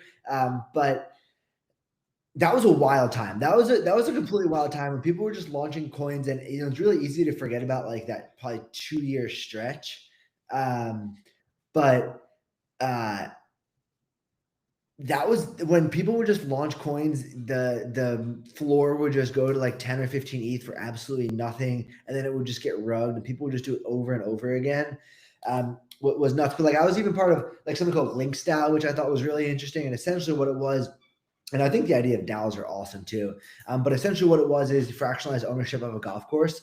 And so all the original minters would actually own part of the golf course. You get full access to the golf course. You can go to it. And then obviously they ran into like securities issues with doing profit shares and whatnot. But being able to do like membership access things, I think is super cool. And so even like 11, the strip club in Miami did an NFT launch where if you own their 11 NFT, you could get like, I guess, access to the strippers all the time. I don't really know. I don't know the deals of it, but Don't be acting like you didn't get that NFT, bro. Don't be Yeah, acting like you that was the weren't first all one, up in 2021, bro. no, but the NFT world was nuts. I was really involved in like the VFriends launch, and I thought it was really interesting because the potential of it was massive, of just being able to license the IP of these characters, and then as the owners, you can you can get access to it. Or for instance, actually, someone that actually has been really cool with it. And I think this is where NFT should have gone that it never did, is being able to actually own the IP of the NFT you own. So like, for instance, Bored Ape Yacht Club, somebody launched the Bored Cuban in Miami near the airport, and it's a cafe. They own the IP to the Bored Ape. So the cafe is just his Bored Ape everywhere. And it's an actual cafe. He sells stuff, and that's kind of the branding behind it. I think that was really the future of NFTs that no one really took, that didn't really stick. And also like being able to buy a ticket, buy like a concert venue ticket or a movie ticket. And because it's a one-of-one, it's non-fungible, you own that ticket, and then something crazy happens. All of a sudden, you now have this awesome display case of all these awesome events you went to, all these really cool things you did. I think is a super cool thing. And even like the NBA Top Shots, I thought was awesome, of just being able to own these moments on chain that were, super famous. But, I guess concurrently, it's also kind of greater fool theory, right? Where people are willing to pay for it as long as they're willing to pay for it. But that said, sports cards are still worth a ton of money. So why shouldn't like the non-fungible IP also have value to it? I don't know. It's unfortunate that didn't stick, because I feel like that technology is just so good. I still think it'll come back, man. I do. Most of them will not. I think. Sorry, did you have something, Keith? Go. I was gonna say I still think almost all of them will not come back, but because of the practices that were taking place, like obviously it was very predatory. There's a lot of insiders that were dumping on people, and most of the people that were retail got involved. Like they weren't part of the insiders, but the market can still exist with just the insiders, and that's what I think a lot of people aren't really realizing, is that you don't need that many people involved in this space to care. Right. So it's like, I still do think the whole IP thing is going to have cultural significance over time. And for transparency's sake, I've made my most successful NFT trades in the last 2 years. Right. Wow. So there still is a market. Honestly, I like trading them way better now, because now it's far easier to read, because there's not this mass hysteria of everything goes up. I actually find it an easier market to read that way. And I think that there's far higher multiples, because I'm buying things in the dumps, right? So that's why I asked if you sold your V-Friends, because I still think that you would have made money if you held on long enough. Because I picked this is 2 years ago I sold it. Okay. Yeah. Nice. Yeah. So I picked up 4 V-Friends, I'd say like 6-7 months ago, and they've stayed at almost the exact price that I picked them up at. But I still think lifetime, I will like 5 to 10x on that investment. Because so what's your bull case on that then? So my bull case is just simply the fact that Gary V, right? His access to resources and Web 2 money is untouched from anywhere else. So if anyone's going to win in NFTs, how could he lose? His war chest is so much bigger. His connection in his Rolodex is like orders of magnitude larger than anything else. So when everyone realizes, okay, crypto NFTs weren't a scam, there's something we're going to have to deal with, who are they going to call? They're going to call VaynerMedia. And then how are all the collabs are going to be crazy. And so I still think that he's got a lot of work to do, but he has the money to do it, and he understands social enough to do it. Like they're selling on Whatnot 24 hours a day, almost like every day. Have you guys heard of that platform? I have heard of it. I don't know it too well though. So Keith, Whatnot is basically just a live shopping thing, and Gary's been trying to tell us all that live shopping's coming in North America for a long time, because it's been in Asia for a long time. I don't ever see it catching on like it did there. I think we're just very culturally different, but it is becoming increasingly more of a thing. And they're selling so much stuff through that. They're making like a decent amount of money every day from selling their cards, their stickers, their pins. And he also really gets the collectibles game, where if you can manufacture demand for something by the level of desire for that thing. So even if the sheer market size isn't huge, if someone has money and they really want it, that's all that really matters. So that's my bull case, is I think you'll get enough people with enough money and enough Web3 involvement to care. That's my bull case. I think that's reasonable, and I think even beyond, I would love to go back to the V-Friends too in a second. But I mean, even just these people buying. I mean, I think the most expensive modern piece of art just sold by Sotheby's, and so like whether or not that's money laundering is not necessarily. That's definitely part of the equation. Yeah. I think people that are buying expensive art want to be able to showcase it, but you don't actually want to showcase this $100 million piece of art. So when you've got this awesome library that you can show people that's on chain, it's yours. I think there's a big use case for even like that display case type experience for people, which I think there's a lot of value of then putting this type of stuff on chain. And that's probably going to be a massive business too for people, right? Of just like converting things to on chain. But so let me ask you then, do you think you'll get access to the individual NFT IP down the road? Or like what will actually cause the underlying asset to appreciate? Yeah, where does that actual value come from? Well, I also, yeah, totally fair question. And I don't think any of this happens if crypto doesn't move the way that I think it will. So this is definitely like a higher leveraged bet that I'm making. So which is why it's never one that I would advise. Right? Like if I didn't know what I knew and have my unique experiences beforehand, I would never suggest someone do what I'm saying that I'm doing. But I confidently believe in the operator himself and the asset class moving simply from the appreciation of crypto. So like, here's really what it is rich people buy dumb shit. The people who are very involved in crypto, if crypto goes the way that I think it will become affluent. Affluent people buy dumb things. These are the affluent things that they can buy that say, I won here. Right? It's a lot like the car that you said, Keith, right? Where you're like, why does this guy buy a Bentley in Bangkok when the other people in Bangkok don't even really know what that is? It's so that they can say to the other people that do know what it is, I have this. The NFT is the same thing for a different way that people made money from this, right? So everyone who's listening to this, who's not like a person who got wealthy from crypto, of course you wouldn't want this thing. I'm not trying to sell it to you. I don't care, right? That's like saying, oh, look, you're a poor person. You don't care about the luxury art market. It's like, yeah, no shit, right? So it's like, it's not really relative. You know what I'm saying? That's totally reasonable. It's the internet Cartier bracelets. Yeah, that's kind of my underlying thesis for sure. Go ahead, Keith. Yeah, no, I mean that was the enlightenment that I had in talking to you about this over and over again, Ben, is just like who participates in the valuation process of that Sotheby's piece that you're talking about, Sam? Like it's the wealthiest people in the world, and they're the only ones that are participating in that marketplace. And they want to flex on each other. Yeah. And that's like pretty much the only thing that those people are there. The utility is I have more than you. Right? Yeah. Like that's what this is. That's a great point. Which is another bull case on like probably punks. If you had a punk, man, my face lit up when you said that. That's crazy, dude. Those are still, for context, for people who think that NFTs are just sheerly done. What are punks are going for like, I still think over 100K right now, aren't they? Yeah, I think the floor last I checked was.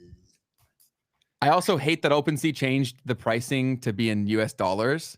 That's something that I'm not a fan of whatsoever. That's super lame move. Punks. Let me see.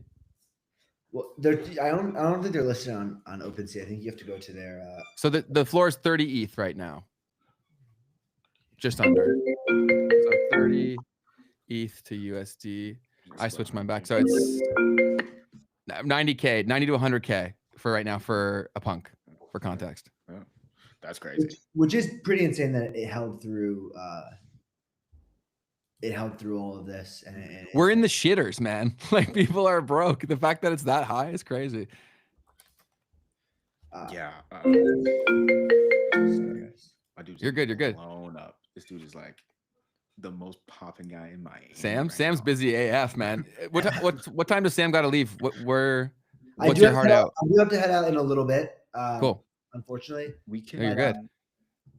But you guys are awesome. Seriously. You too, man. We appreciate having you here. Keith, let's hit him with any questions you want before he has to get back to doing all the stuff that he's doing.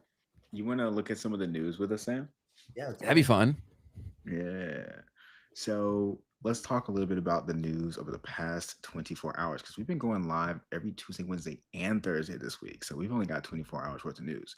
One of the things that happened over the past day here is that we had the Fed go ahead and cut rates by 25 basis points. And in that, we actually also had them announce a $40 billion per month Treasury bill buying starting this Friday. And Charlie Bilello said that QE is back.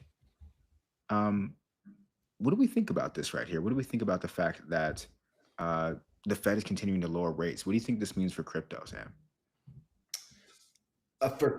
It's going to be very bullish for crypto, right? Because the currency is going to continue to be devalued. And so what kind of assets are you going to fall back on? The assets that, are going to be protected from inflation are going to be the golds and the silvers. And I mean, I think what's really interesting here, though, I think it is something that we have to consider is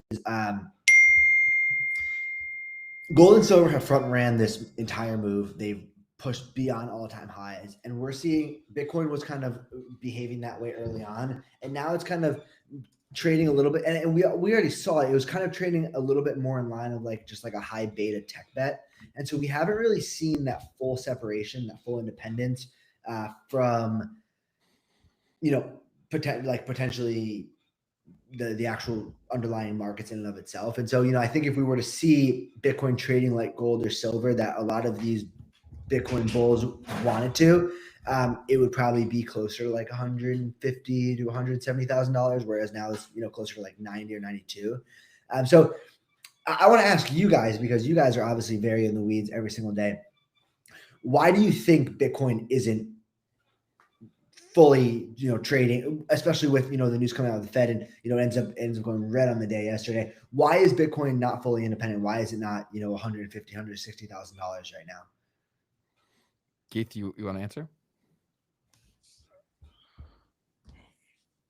I have no clue. I mean, the only thing that I've seen that I think is credible is the idea that whales have continued to sell. And when I say whales, I'm talking about like unmoved Bitcoin, right? That hasn't moved since the inception.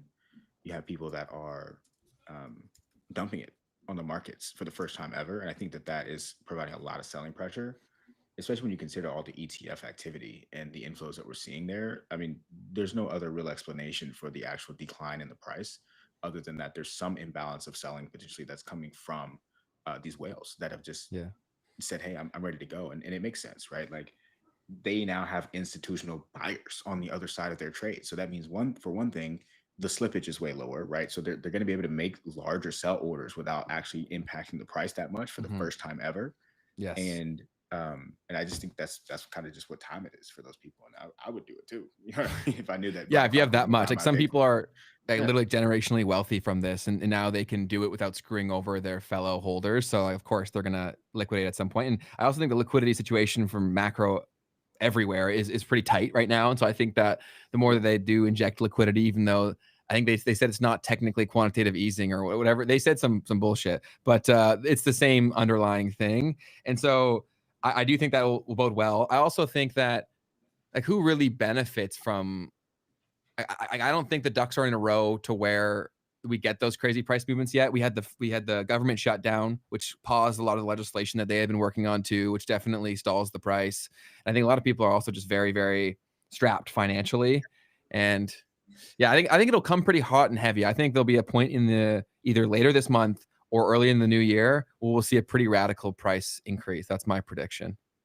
And I think for anyone listening or watching, I think what we see from the Fed here is that they've chosen to once again value growth over price stability. And when you're in an environment like this is like Arthur Burns 2.0, right? When you're in an environment like this, it doesn't make sense to it makes sense to be in these assets that are expansionary, that will grow. And so not financial advice, but being in very exposed to markets. And I think obviously a diversified portfolio with precious metals and crypto and whatnot, I think is important, because when the Fed seemingly loses its bearings, as maybe it has, and it's just going for it, which also another thing is, it's not like things are going to go straight up, right? It's going to be a lot more volatility. It's going to be a way higher volatility time because Great there's point. and who knows? I mean, purchasing power has been like cut in half since 2020, and we've seen markets go crazy. It's not like the next 10 years are going to be exactly like the past 5, but it's definitely an environment where the Fed's willing just to kind of, it's seemingly like blow stuff up. And the next Fed chair is obviously going to be dovish. It's going to be a very dovish Fed chair. I mean, some of the other governors, it looks like some of these other Fed governors are going to be a little bit hawkish, but with a very dovish Fed chair, rates are probably going to continue to come down. Inflation's probably going to go up. And what kind of assets do you want to hold in an environment like that? I think kind of answers itself. So eventually there probably will be that separation of crypto. And I'm personally very bullish on crypto. I think you have to zoom out and you have to look at it a lot bigger than, just a 1 day, 1 week, 1 month, and look at it in 5-10 years and see where it's going to be. And I don't know where you see it going long-term, Ben, but it's probably foolish to bet on it going anywhere but way higher. But do you have any predictions for it? Where do you think it goes long term? I wouldn't throw a price prediction, but we talk about this a lot where I don't know where the ceiling even exists because I don't think the current benchmark will even be the one we end up on. Right. So like I just think that when people realize what's going on, I don't know how it even remains being priced in dollars. Right. And so I think that becomes a completely different conversation. So it's one that I don't even know where you put a price prediction on that, because at what point do they say that this is the point where we do that? So yeah, I don't know. I definitely think if over a long enough time horizon, I think that my personal thesis would be bullish for sure. But like you said, there'll be a lot of volatility. And I think that's also why most people can't stomach the crypto market, is because when they see a pullback of like 20 or 30%, they cry, they panic, they sell, right? Whereas we actually, so producer Kurt is our producer for the show, and he's not as crypto native as we are. And so there were some really bloody market days, and he's like, oh my God, like crypto's done. And I'm like, this is a Tuesday, brother. Like this is how it goes. You know what I mean? And so I think that most people aren't ready for that, but maybe more and more people will be cool with that because of this shift towards sheer speculation and how that's been brought into everything else. So I'm very bullish long-term. Short-term, who knows? Ben, are you concerned all about the potential for like quantum breaking Bitcoin or any of that scary? Personally, I'm not, because I think we have way bigger problems if that happens. Yeah. Right. So it's like, yeah, it may happen, but if that happens, we're also screwed everywhere else. So like, I'm not going to an asteroid. Well, if there's an asteroid, we're going to die. So it doesn't really make sense to be worried about it. Yeah, that's my 2 cents. But it is what it is. You got to pick your battles at some point. And I could be wrong on everything I'm ever saying. That's why everyone should make their own opinion. And I'm never giving financial advice because I'm an idiot on the internet. So you do whatever you want. And Keith, what do you think? What's your thesis on the long term? Yeah, I mean, to be honest, I think that's the same exact words that I really say all the time. You do have much larger issues in that scenario. You've cracked all of other traditional financial market systems as well, all other databases. Bitcoin is the most secure database and system in the world as far as a network that can be accessed through the internet. And so if you've cracked that, you've cracked everything, which is also a real concern, to be clear. Totally. Yeah. It's not one we can control. Yeah. No, I'm with both of you guys there. It's maybe real, maybe not, but probably not worth the real vision that I have for crypto and blockchain, and I brought this up with one of our previous guests, and I'll continue to say this because I do believe this is what's going to happen, is we're actually going to build systems on top of blockchains, and those systems are going to be the things that are quantum resistant. And then, right, when there's issues, then we just roll the stuff back because we have this system that is actually the overlay through which we access the rest of blockchain and distributed ledger technologies. So, anyways, I wanted to touch on something you did say there, Ben, too, because you said how like we're dealing with a different unit, and this actually was kind of something that Jensen Huang, NVIDIA's CEO, touched on the other day. So I wanted to play this clip real quick. Essentially, what Bitcoin is doing is taking excess energy, storing it into a new form. It's called currency. And you take that currency and you take it wherever you like. And so you took energy from one place and now you've transported it everywhere. Now, essentially. And this is how I think about Bitcoin. And I mean, really, when you listen to people like Michael Saylor, I'm not the biggest fan of him, but it doesn't matter because the things that he says regarding how you're taking energy and you're converting it and you're turning this Bitcoin thing essentially into a battery, right, of all of the excess energy in the world. And in that potentially being what Bitcoin is actually valued at, which is something that people in my inner circle know that I've been talking about for years. I've looked at this distributed ledger technology as a way for us to actually not only capture, right, energy, but also to transport it, okay, from one place to another. And this whole conversation that we have around these data centers going out into outer space, Elon Musk with Starlink, who's been working on this for a very long time, I all see this in one sort of overarching theme of having what people in Bitcoin and crypto have called for a long time, like space money. And that actually not just being about tokens on a blockchain, but like what is the currency of the future? And I think we get to the point to where that the answer to that is actual energy itself. So I just wanted to kind of talk about how Bitcoin can kind of potentially push us in that direction. And that's why the people who say there's no intrinsic value to Bitcoin are just completely wrong, because there is intrinsic value in the energy used, right? And then then it's hard to quantify the value of the transfer of the energy, but there's some value there, right? So it's an incredible thought that definitely requires like a huge studying of not only, this is what I love about blockchain and crypto. It's like you have to know monetary history first, right? Like that's the only way you're really going to even like start to care. Yeah. And then you need to start to understand networks and networking technology, like computer networking. And then you have to start thinking about data. It's Like a huge ask, of actually. data.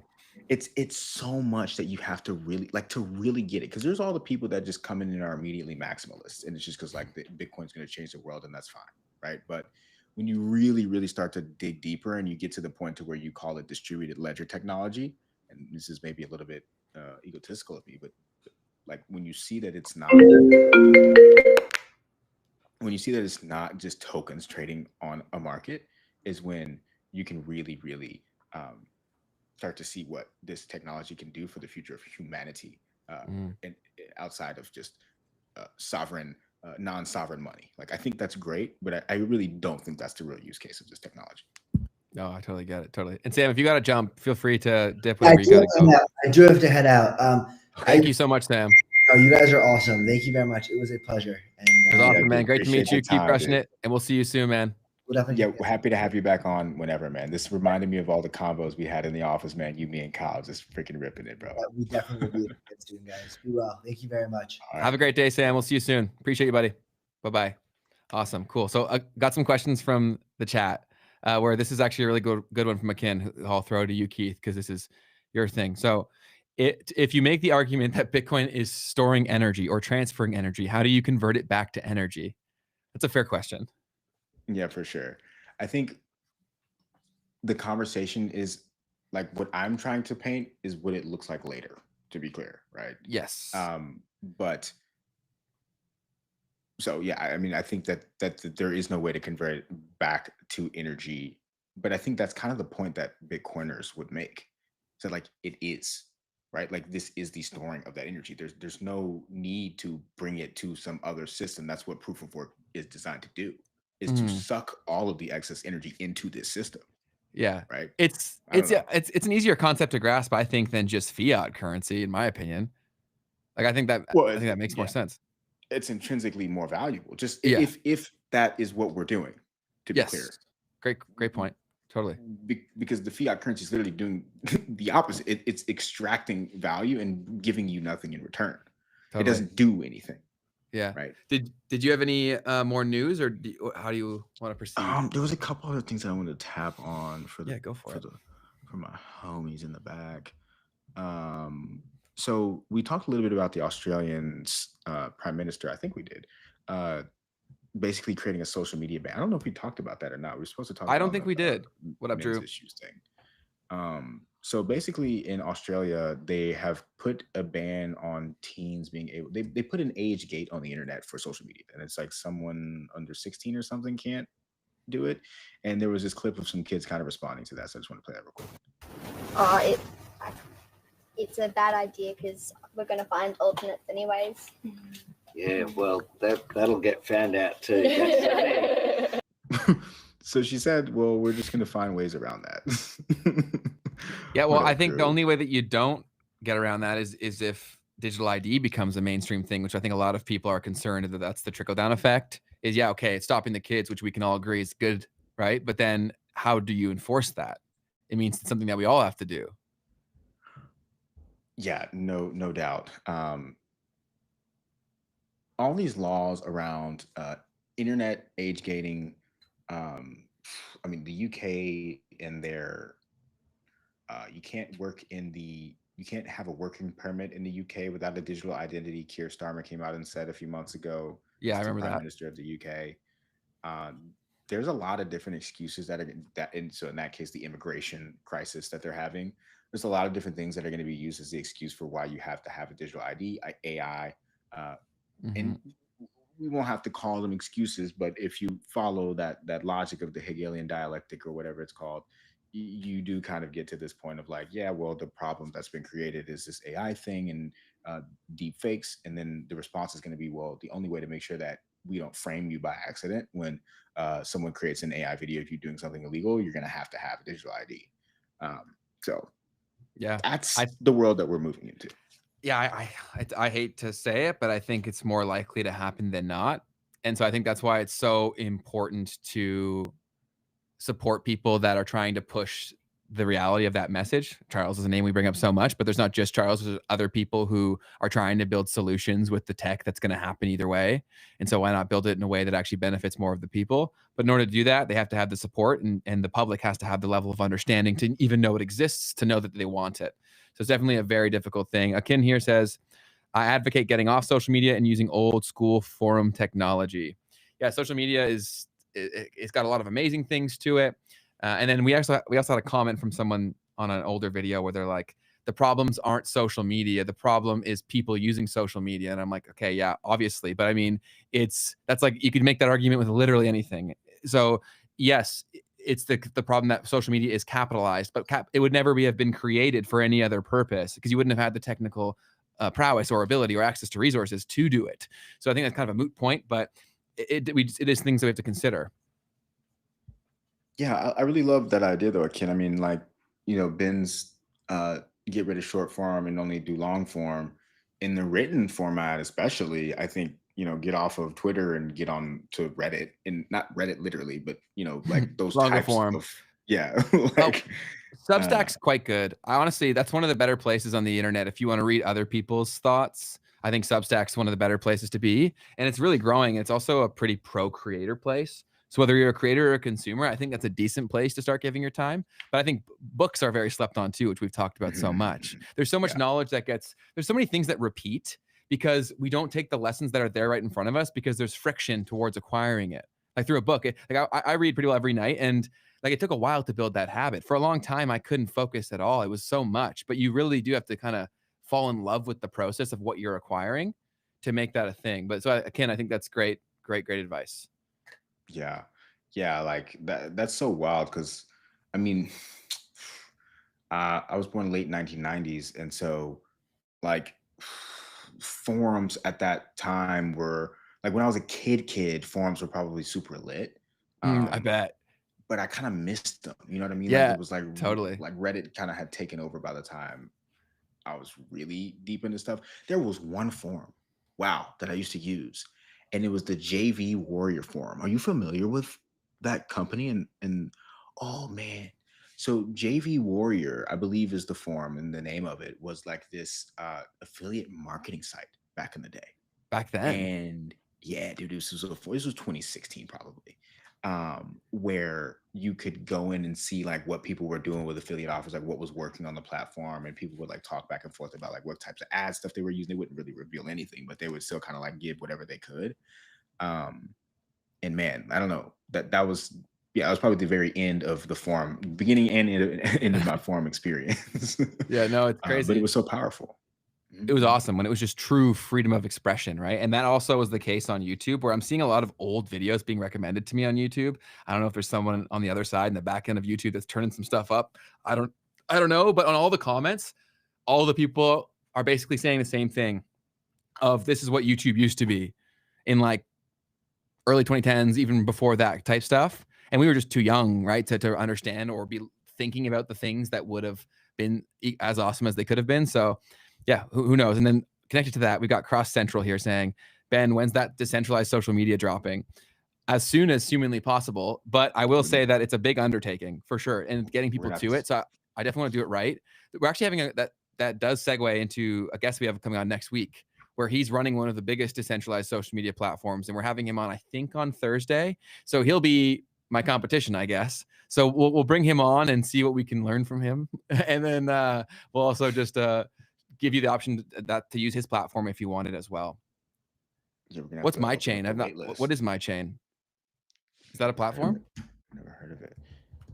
By the way, that forum that I was talking about is called Warrior Forum. Warrior Forum. Got it. Just wanted to correct that real quick. So it's a personal blockchain. Thank you so much. Personal blockchain and NFT wallet. That's what I'm seeing. So I yeah, haven't heard of that. Camille. what's up, Camille. What's Camille? We up? appreciate having you here, man, or woman. So We appreciative. should I shouldn't assume anymore. I read names that I assume are men or women, and I get it wrong, and I'm so sorry. That's not my intention.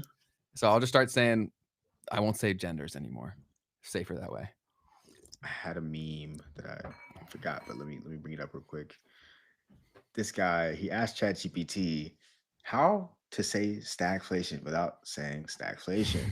And it said, try something like conditions in the labor market are cooling and inflation remains somewhat elevated, which They're are the so words from Jerome Powell. They're so full of shit, man. And I do feel somewhat bad for him. He's got to do what he's got to do. But like, and you got to make it sound like not bullshit. But yeah, it's the nature of where things are with the economy. They're going to have to be saying some crazy stuff like that. Yeah. I was talking to someone in my, one of my viewers recently, and they were just like, he's so talented at this, being able to say absolutely nothing but giving people something enough that the reporters can kind of. That's totally what it is, man. And even when they said why they're injecting so much liquidity, oh, it's for tax season. Yeah, bullshit. That's such horseshit. But we got some funny comments. I identify as non-dairy, I'm assuming, or non-diary, and then don't misgender me. Kin, I'm so sorry, dude. That's honestly my bad. It's my bad. You're non-dairy, my bad. Honestly, I'm so sorry. That's my bad. I will not let it happen again. Did you have any other news, Keith, or do you want to, or should I show the comments that we've had to? Oh, that would be awesome. I have one other meme. Hit me with it. I loved it. This guy said, an engineer who can't code and a marketer who can't market. Dude, the perfect collaboration. Start a Web3 startup. That's so. Here's the opportunity, though, guys. If you can code and you can market, there's a degree of truth to this meme, right? So you could come in here and win. 100%, man. 100%. I love that. I love that. I thought that was like overly perfect.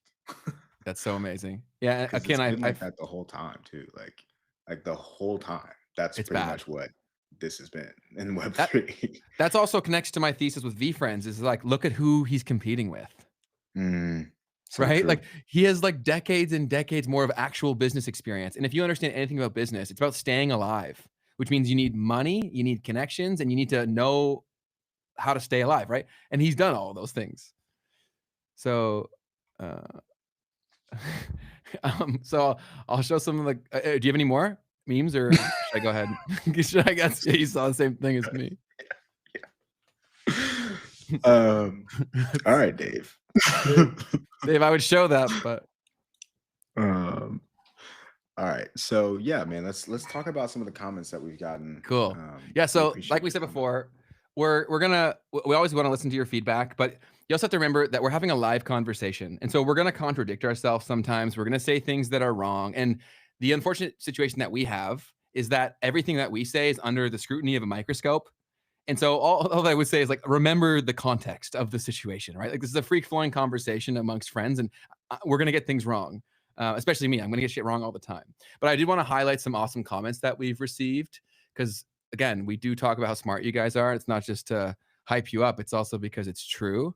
So let me try to, here we go. Okay, cool. So I've got this right here. I first want to shout out Akin, because he's here.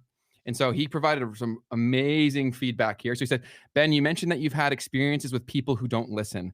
There are definitely lots of people like that, but I encourage you to stay open to the possibility that sometimes it's you that isn't listening, not them. Totally fair. And we as men especially need to do that a lot more. Sometimes you have to meet people where they are, and it takes care and patience to guide them out.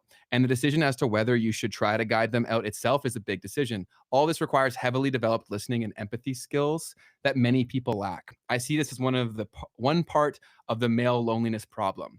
I think that was incredibly well said.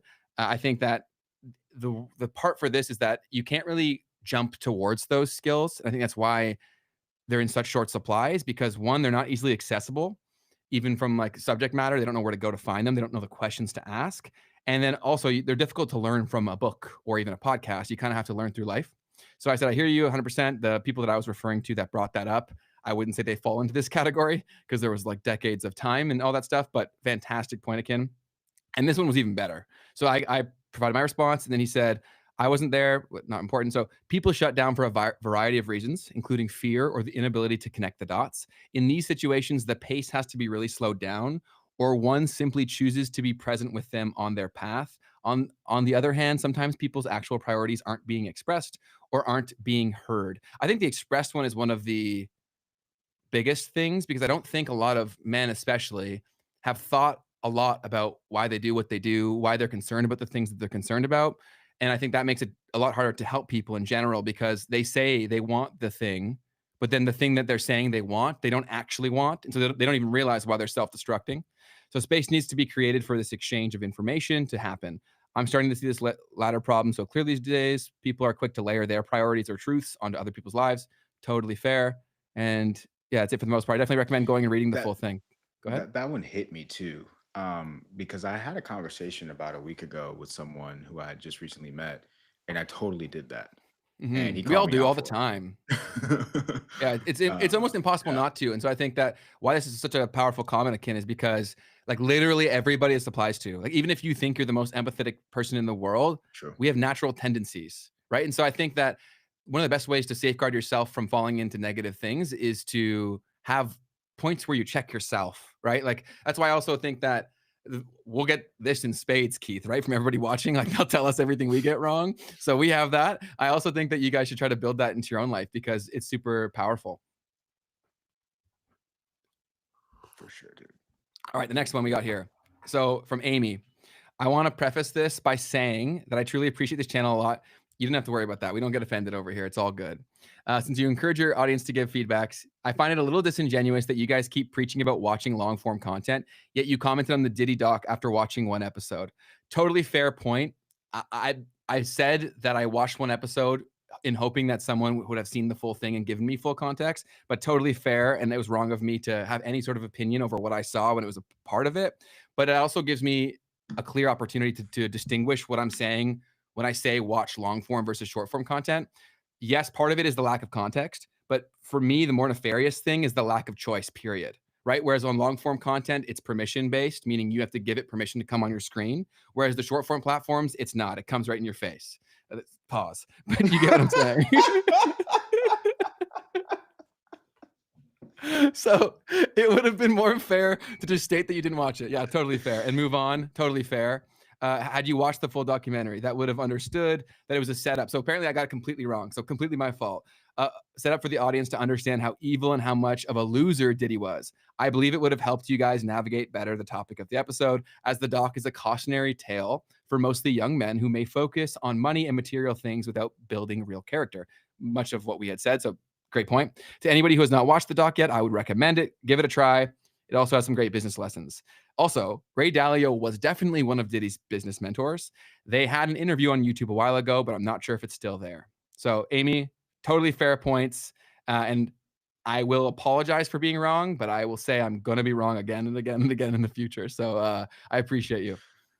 Yeah, good stuff for pointing that out. Like that's really so powerful for us here to have these types of conversations in the comments, especially for everyone who's here live, and if you have to go back and watch the replays, or even if you feel like that's the better format because you have more time, right, to really think about the things that were being said, and going back and leaving a thoughtful comment like that, it really is super helpful. It means a lot. Definitely, but also remember that we didn't have that luxury. Yeah, right. For sure, so it's like, yes, the people are coming at you and like hating you in the comments with like a well researched and a written comment. It's like, dude, I'm riffing on here with my friend Keith. Like if I did that, if I followed you around and listened to every word that you said, like I could obviously torch you too. So let's also have a degree of understanding of what's taking place here. Yeah, for sure. So yeah, appreciate the prefaces and all the things that you guys are bringing to this. It's really valuable. You don't even understand that, like, this is why I think we really wanted to do this, was to actually open up conversations and create that forum, if I may, to where we can actually like go somewhere huge with all this stuff. Like this is so much bigger than like two people talking on the internet. It's like so few of these types of formats are really trying to develop that relationship and I really think that we have something special here, and it'll be a challenge as we continue to grow to figure out how to continue to cultivate that. But we will be thinking about that, and we have already been thinking about the different ways that we can make sure that we keep things tight for the people who've been here. Fantastic point, Keith. And yeah, I was literally about to say the exact same thing. We're going to do our best, but as it gets bigger and bigger, it will be nearly impossible to replicate exactly what we have here just from the sheer numbers and the logistics of it. But understand that it's a major priority for us, and we're always going to prioritize it. So yeah, we're going to come up with as many ways as we possibly can to maintain this kind of culture and things. And so we appreciate you and all of you guys for doing that. It makes my day so much better. I learn so much from you guys. I learn an absurd amount from Keith, and it just makes the whole thing a lot better. And we're gonna try to also give more ways for you guys to connect with each other as well, like what you're talking about, Keith, right? Where there's more opportunities for you guys, because the real magic of memes and markets that we want is not the conversation that's had here. It's the conversations that are spurred from the conversation that started here, right? That's where you have true impact, is where you have the networking effect of people who are doing more things, right? So like, it's amazing that people can see Akin's comment now, right? And that's the kind of beauty where we don't just want the videos to be impactful. We want the conversations that come from them in the comment sections as well. So Akin said, as a guy in his 60s, I have to tell you how impressed I am with you guys. It gives me hope. You're awesome. We love having you here. Every time you ask amazing questions. Honestly, I would have guessed you were a lot younger. Yeah. I don't know why. We always do this as people. We come up with like a vision in our head of someone. I saw Akin as like a 35-year-old tech Yeah. guy. I'm thinking like early 40s max, just like well into their career tech. Yeah. Yep. Like Very I was cool. picturing like a wise uncle. Now the wisdom makes sense. 100%. Well, thank you, Akin. We appreciate you having you Yeah, here. that's But yeah, so cool. Thomas, also, you're so funny, man. I know you say you're not outgoing, but you're obviously funny, man. Use that to your advantage when you're going out there. And sometimes you can even be the butt of the joke. The person who's willing to laugh at themselves, everyone loves, dude. Right? So like, you come in here and you always make our streams brighter. I guarantee you could do that in anybody's lives, and they'd love you for it. Certainly. Do you have anything else, Keith? You want to wrap it up so you can get to sleep? I had one other thing and I can't remember it. It had to do with the show.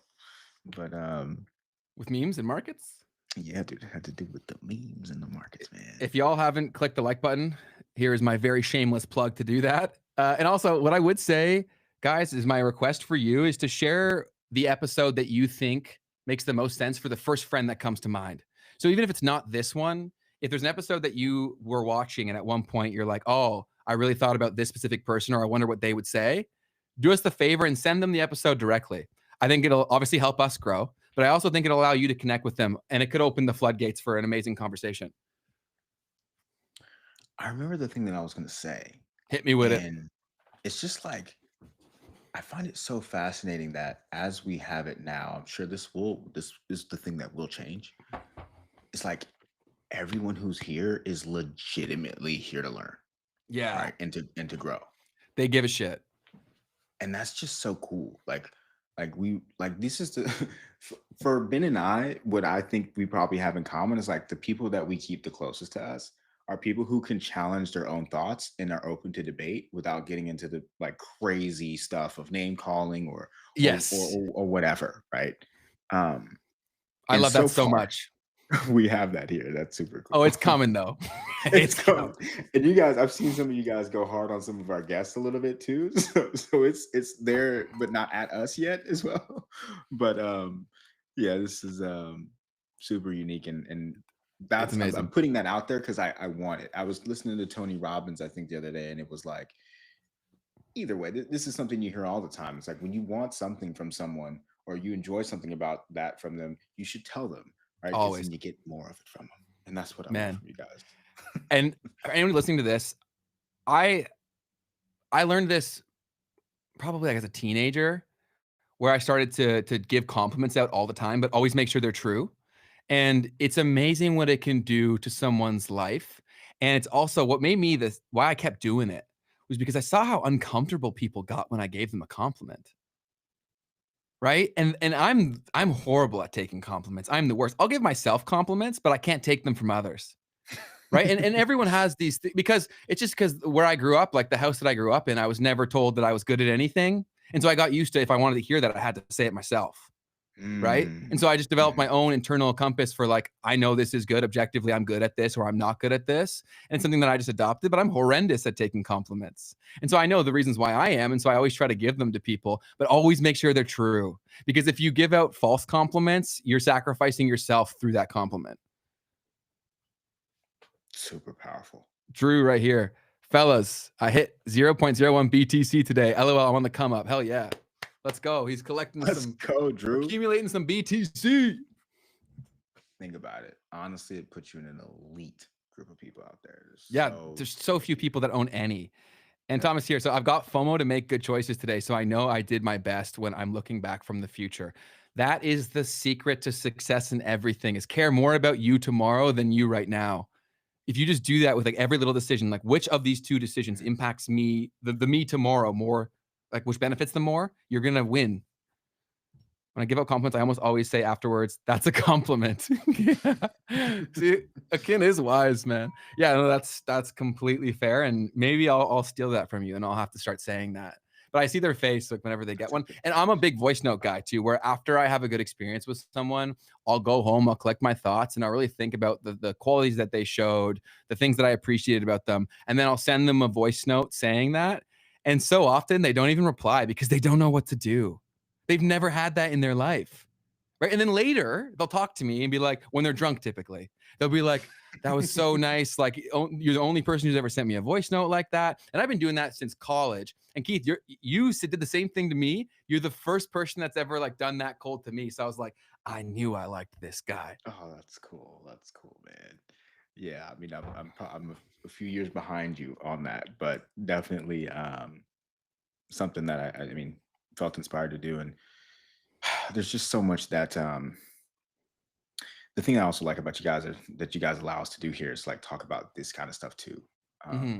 Because honestly, this stuff is really the root of, I mean, how so many other things can happen. And like this show is going to be in real time, us continuing to show like how these things actually matter, right? Like as this grows, we will continue to preach about these things because it's literally going to be responsible for the growth, like these types of topics as well. So just wanted to kind of state that as and conversation is so powerful, right? Where it becomes a lot harder to control a society that has open dialogue as well, right? And that also comes down to microcosms within your own community, within your own family. Like if you can't have honest, open debate, conversation, progressive conversation, like you can't grow, right? And that's why I look even at like why I'm so passionate about this stuff is that but Ben, have you got anywhere to connect outside of the stream? Shameless plug opportunity. So the point that I'm going to get to Drew's comment in a second here, but so there's so many systems in which you can't have a conversation because the precedent has been set that if you do anything to break up the status quo,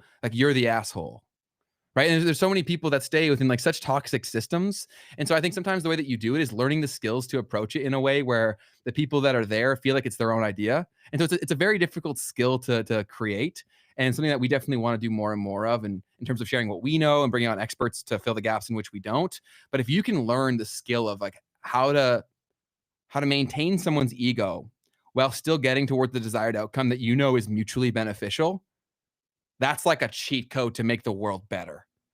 It's just hard. It's really hard. It's really hard. It takes an extreme level of humility. I was listening to Ed Milet a year or so ago, and he was talking about how one of the things that he was really trying to work on was like trying to not finish people's sentences for them. I'm bad with that too. I'm bad, but sometimes I do it because I know what the word you're looking for. And so oftentimes when I throw it out there, it's because I know you're looking for it and I have it. So I don't ever do it on purpose. Like obviously I do it on purpose. I'm a person and I have my own choices, but I'm saying it's coming from not a bad place. Yeah. Yep. And that was the thing. He was like, I just get so excited, and I'm just like, I want to like do that and be there with him. And I think for him, the idea was just like trying to make sure that that person has the space to express that thing, whatever it may be, so that they don't feel like that thought is being robbed by him, doing that for them. Got it. But either way, I think Yeah, I mean, I get it in both ways. It was just something I was thinking about regarding Totally fair. how you can think of just different ways to actually provide the space for people to kind of like give their genius and give Hmm. their their magic to things. But even the other way around, like when you can lead someone down a conversation, like this is one of the most fulfilling things to me ever, is to like see what someone is trying to say and like lead them through that. So And you do a rewarding. great job with this. um and anyways, yeah, like seeing the thoughts that someone really has, or the opinion, the view that they have, and like just giving them the questions that allow them to fully express that in a way that allows them to connect with people in a more clear and concise, or just powerful way. um and this isn't about like being on a show, like this is just in life, right? When you're talking to people and allowing, like really seeing and hearing them, and then with that pulling the thread on the thing that they probably care the most about. And I think that's the thing, by the way, too, on a connect, we talk about connecting with people. It's like my whole goal when I talk to people is like, what does this person actually care about?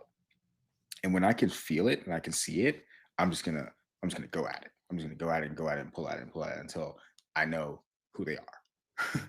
uh, and anyways, um, just want to step back on that. But No, a book to read to help you guys with that, because I know this sounds like a foreign abstract concept, would be How to Win Friends and Influence People. I strongly recommend reading that. These are qualities that I developed innately as going through my life due to the struggles, experiences that I had, and the family dynamic that I had. Like I learned these skills, and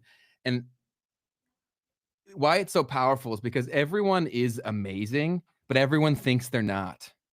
And so when you give people the opportunity to just simply express the genius that they're hiding with inside because they think no one cares, it's like that you just took off a 20-pound vest off of them and they feel amazing for a little bit. And that's like such a powerful thing, because when that happens to them once, they start looking for other opportunities and they are literally lighter. It's crazy. I love doing it so much. Like I've had opportunities where whenever I have a long suspended period of time, because if I try to go just right there, people are always like, you know what I mean? So it's definitely a game. You got to do it at their pace and when they're cool with it. But when you can finally get to a place where someone says the thing that you knew they wanted to say the whole time, that's a pretty powerful experience. And so it's definitely a skill worth trying to work on, because everyone benefits, including me. Like when I'm able to do that for someone, I objectively feel so much better too.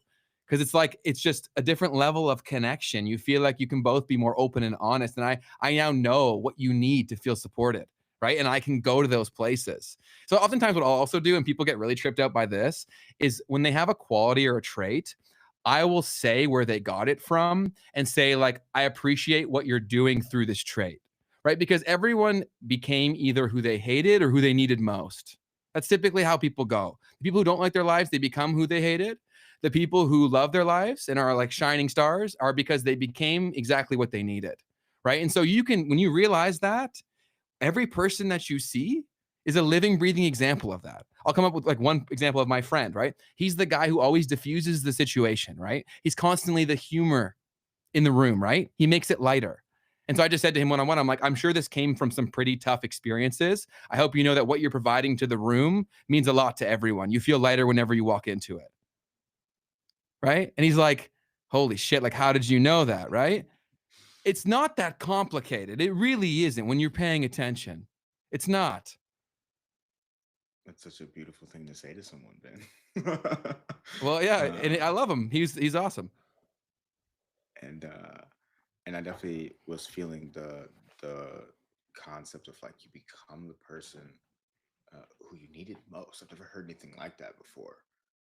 Uh, but I think that's really beautiful, and it like it takes a certain level of self discovery and self reflection to recognize, right? Like, because a lot of my, I think my early 20s was me realizing like, oh wow, um, like I don't do this for myself, or I'm missing this, and it made me really want to give that to people, because it's, and what it was I think like that ability to uh like the confidence thing. Like there was a big point in my early 20s where I was just like trying to give that to people, um and really trying to push that on people who I could tell were missing it in a way that was uh was unwarranted.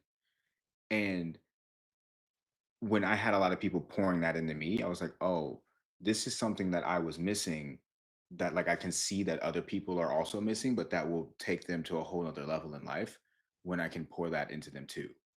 Uh, but anyways, I don't know, that kind of was interesting to me to hear That's something beautiful. like that. Makes total sense. Makes total sense. Well, I want to be conscious of your time here, Keith, because it is absurdly late for you. So I'll give you the clear and obvious out right now, unless anybody in the chat has anything else. I'll answer Drew's thing here. So Yeah, I know yeah. Keith has got a Discord, but Ben, have you got anywhere to connect outside of the streams? Shameless plug opportunity if so. So honestly, like I don't make much personal content because I'm so busy making content for my clients and my brands. So it's like at the end of the day, I'm just like, I'm also doing shit that's so nerdy. There's not that many people that would like it, right? Like it's not the surface level social media shit. It's like far deeper. I don't even know the appropriate term for it, but so I don't even really know how I would capture these thoughts in a way that a mainstream audience can understand. So long way of answering your question, no, but I would rather just honestly send the people to memes and markets when we create these places. I'll maybe, if we do a Discord or something, maybe I'll have a channel of like social media nerd shit. You know what I mean? Like maybe that's where I'll go, and that's how we'll do it. That's a really good idea, actually. I think there's so much cool stuff that's going to come out of this community. I mean, I would love to have that space for all of the people that are watching this, that social media channel. Yeah, that would be safe. I also have a full NFT collection that's generated that I want to just eventually just give to our people. Like obviously there is a minting cost, but I'll make it as cheap as technically possible. And I want to release that collection. It's badass. It's fully generated. And I'll probably do it on the Cardano chain because I think that makes sense. And I want to just give it to people because then I'll try to think of some utility, but I'm not guaranteeing anything with it. I just think it'd be cool if you guys all had it. So eventually, once we get to a place where it makes sense to do that, because there's 10,000 of them. So we'll wait a little bit, but we should actually do something. I want to reward the people who are here to guarantee they get on the list somehow. So we got to figure out a way to support our earliest people and give them early access, because once we do grow, people will want to be involved, but I want to make sure that the people who are here get it for the mint price.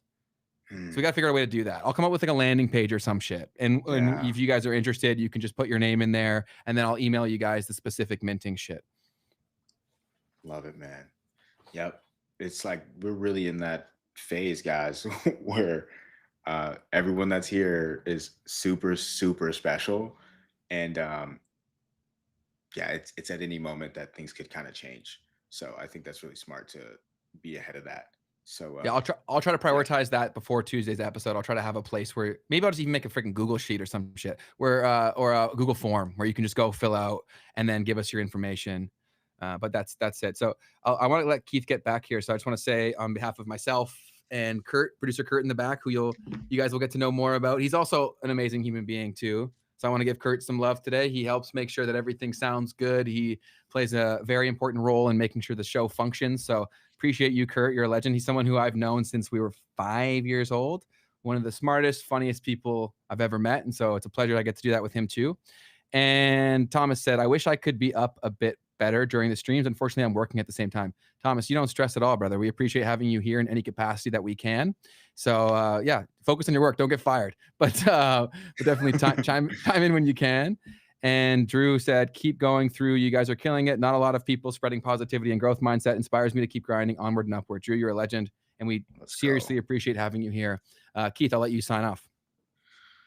My people, if you have not already, please hit that like button. In fact, gently caress it and do the same thing with that subscribe button and turn on the notifications. Because like Ben always says, we won't spam you.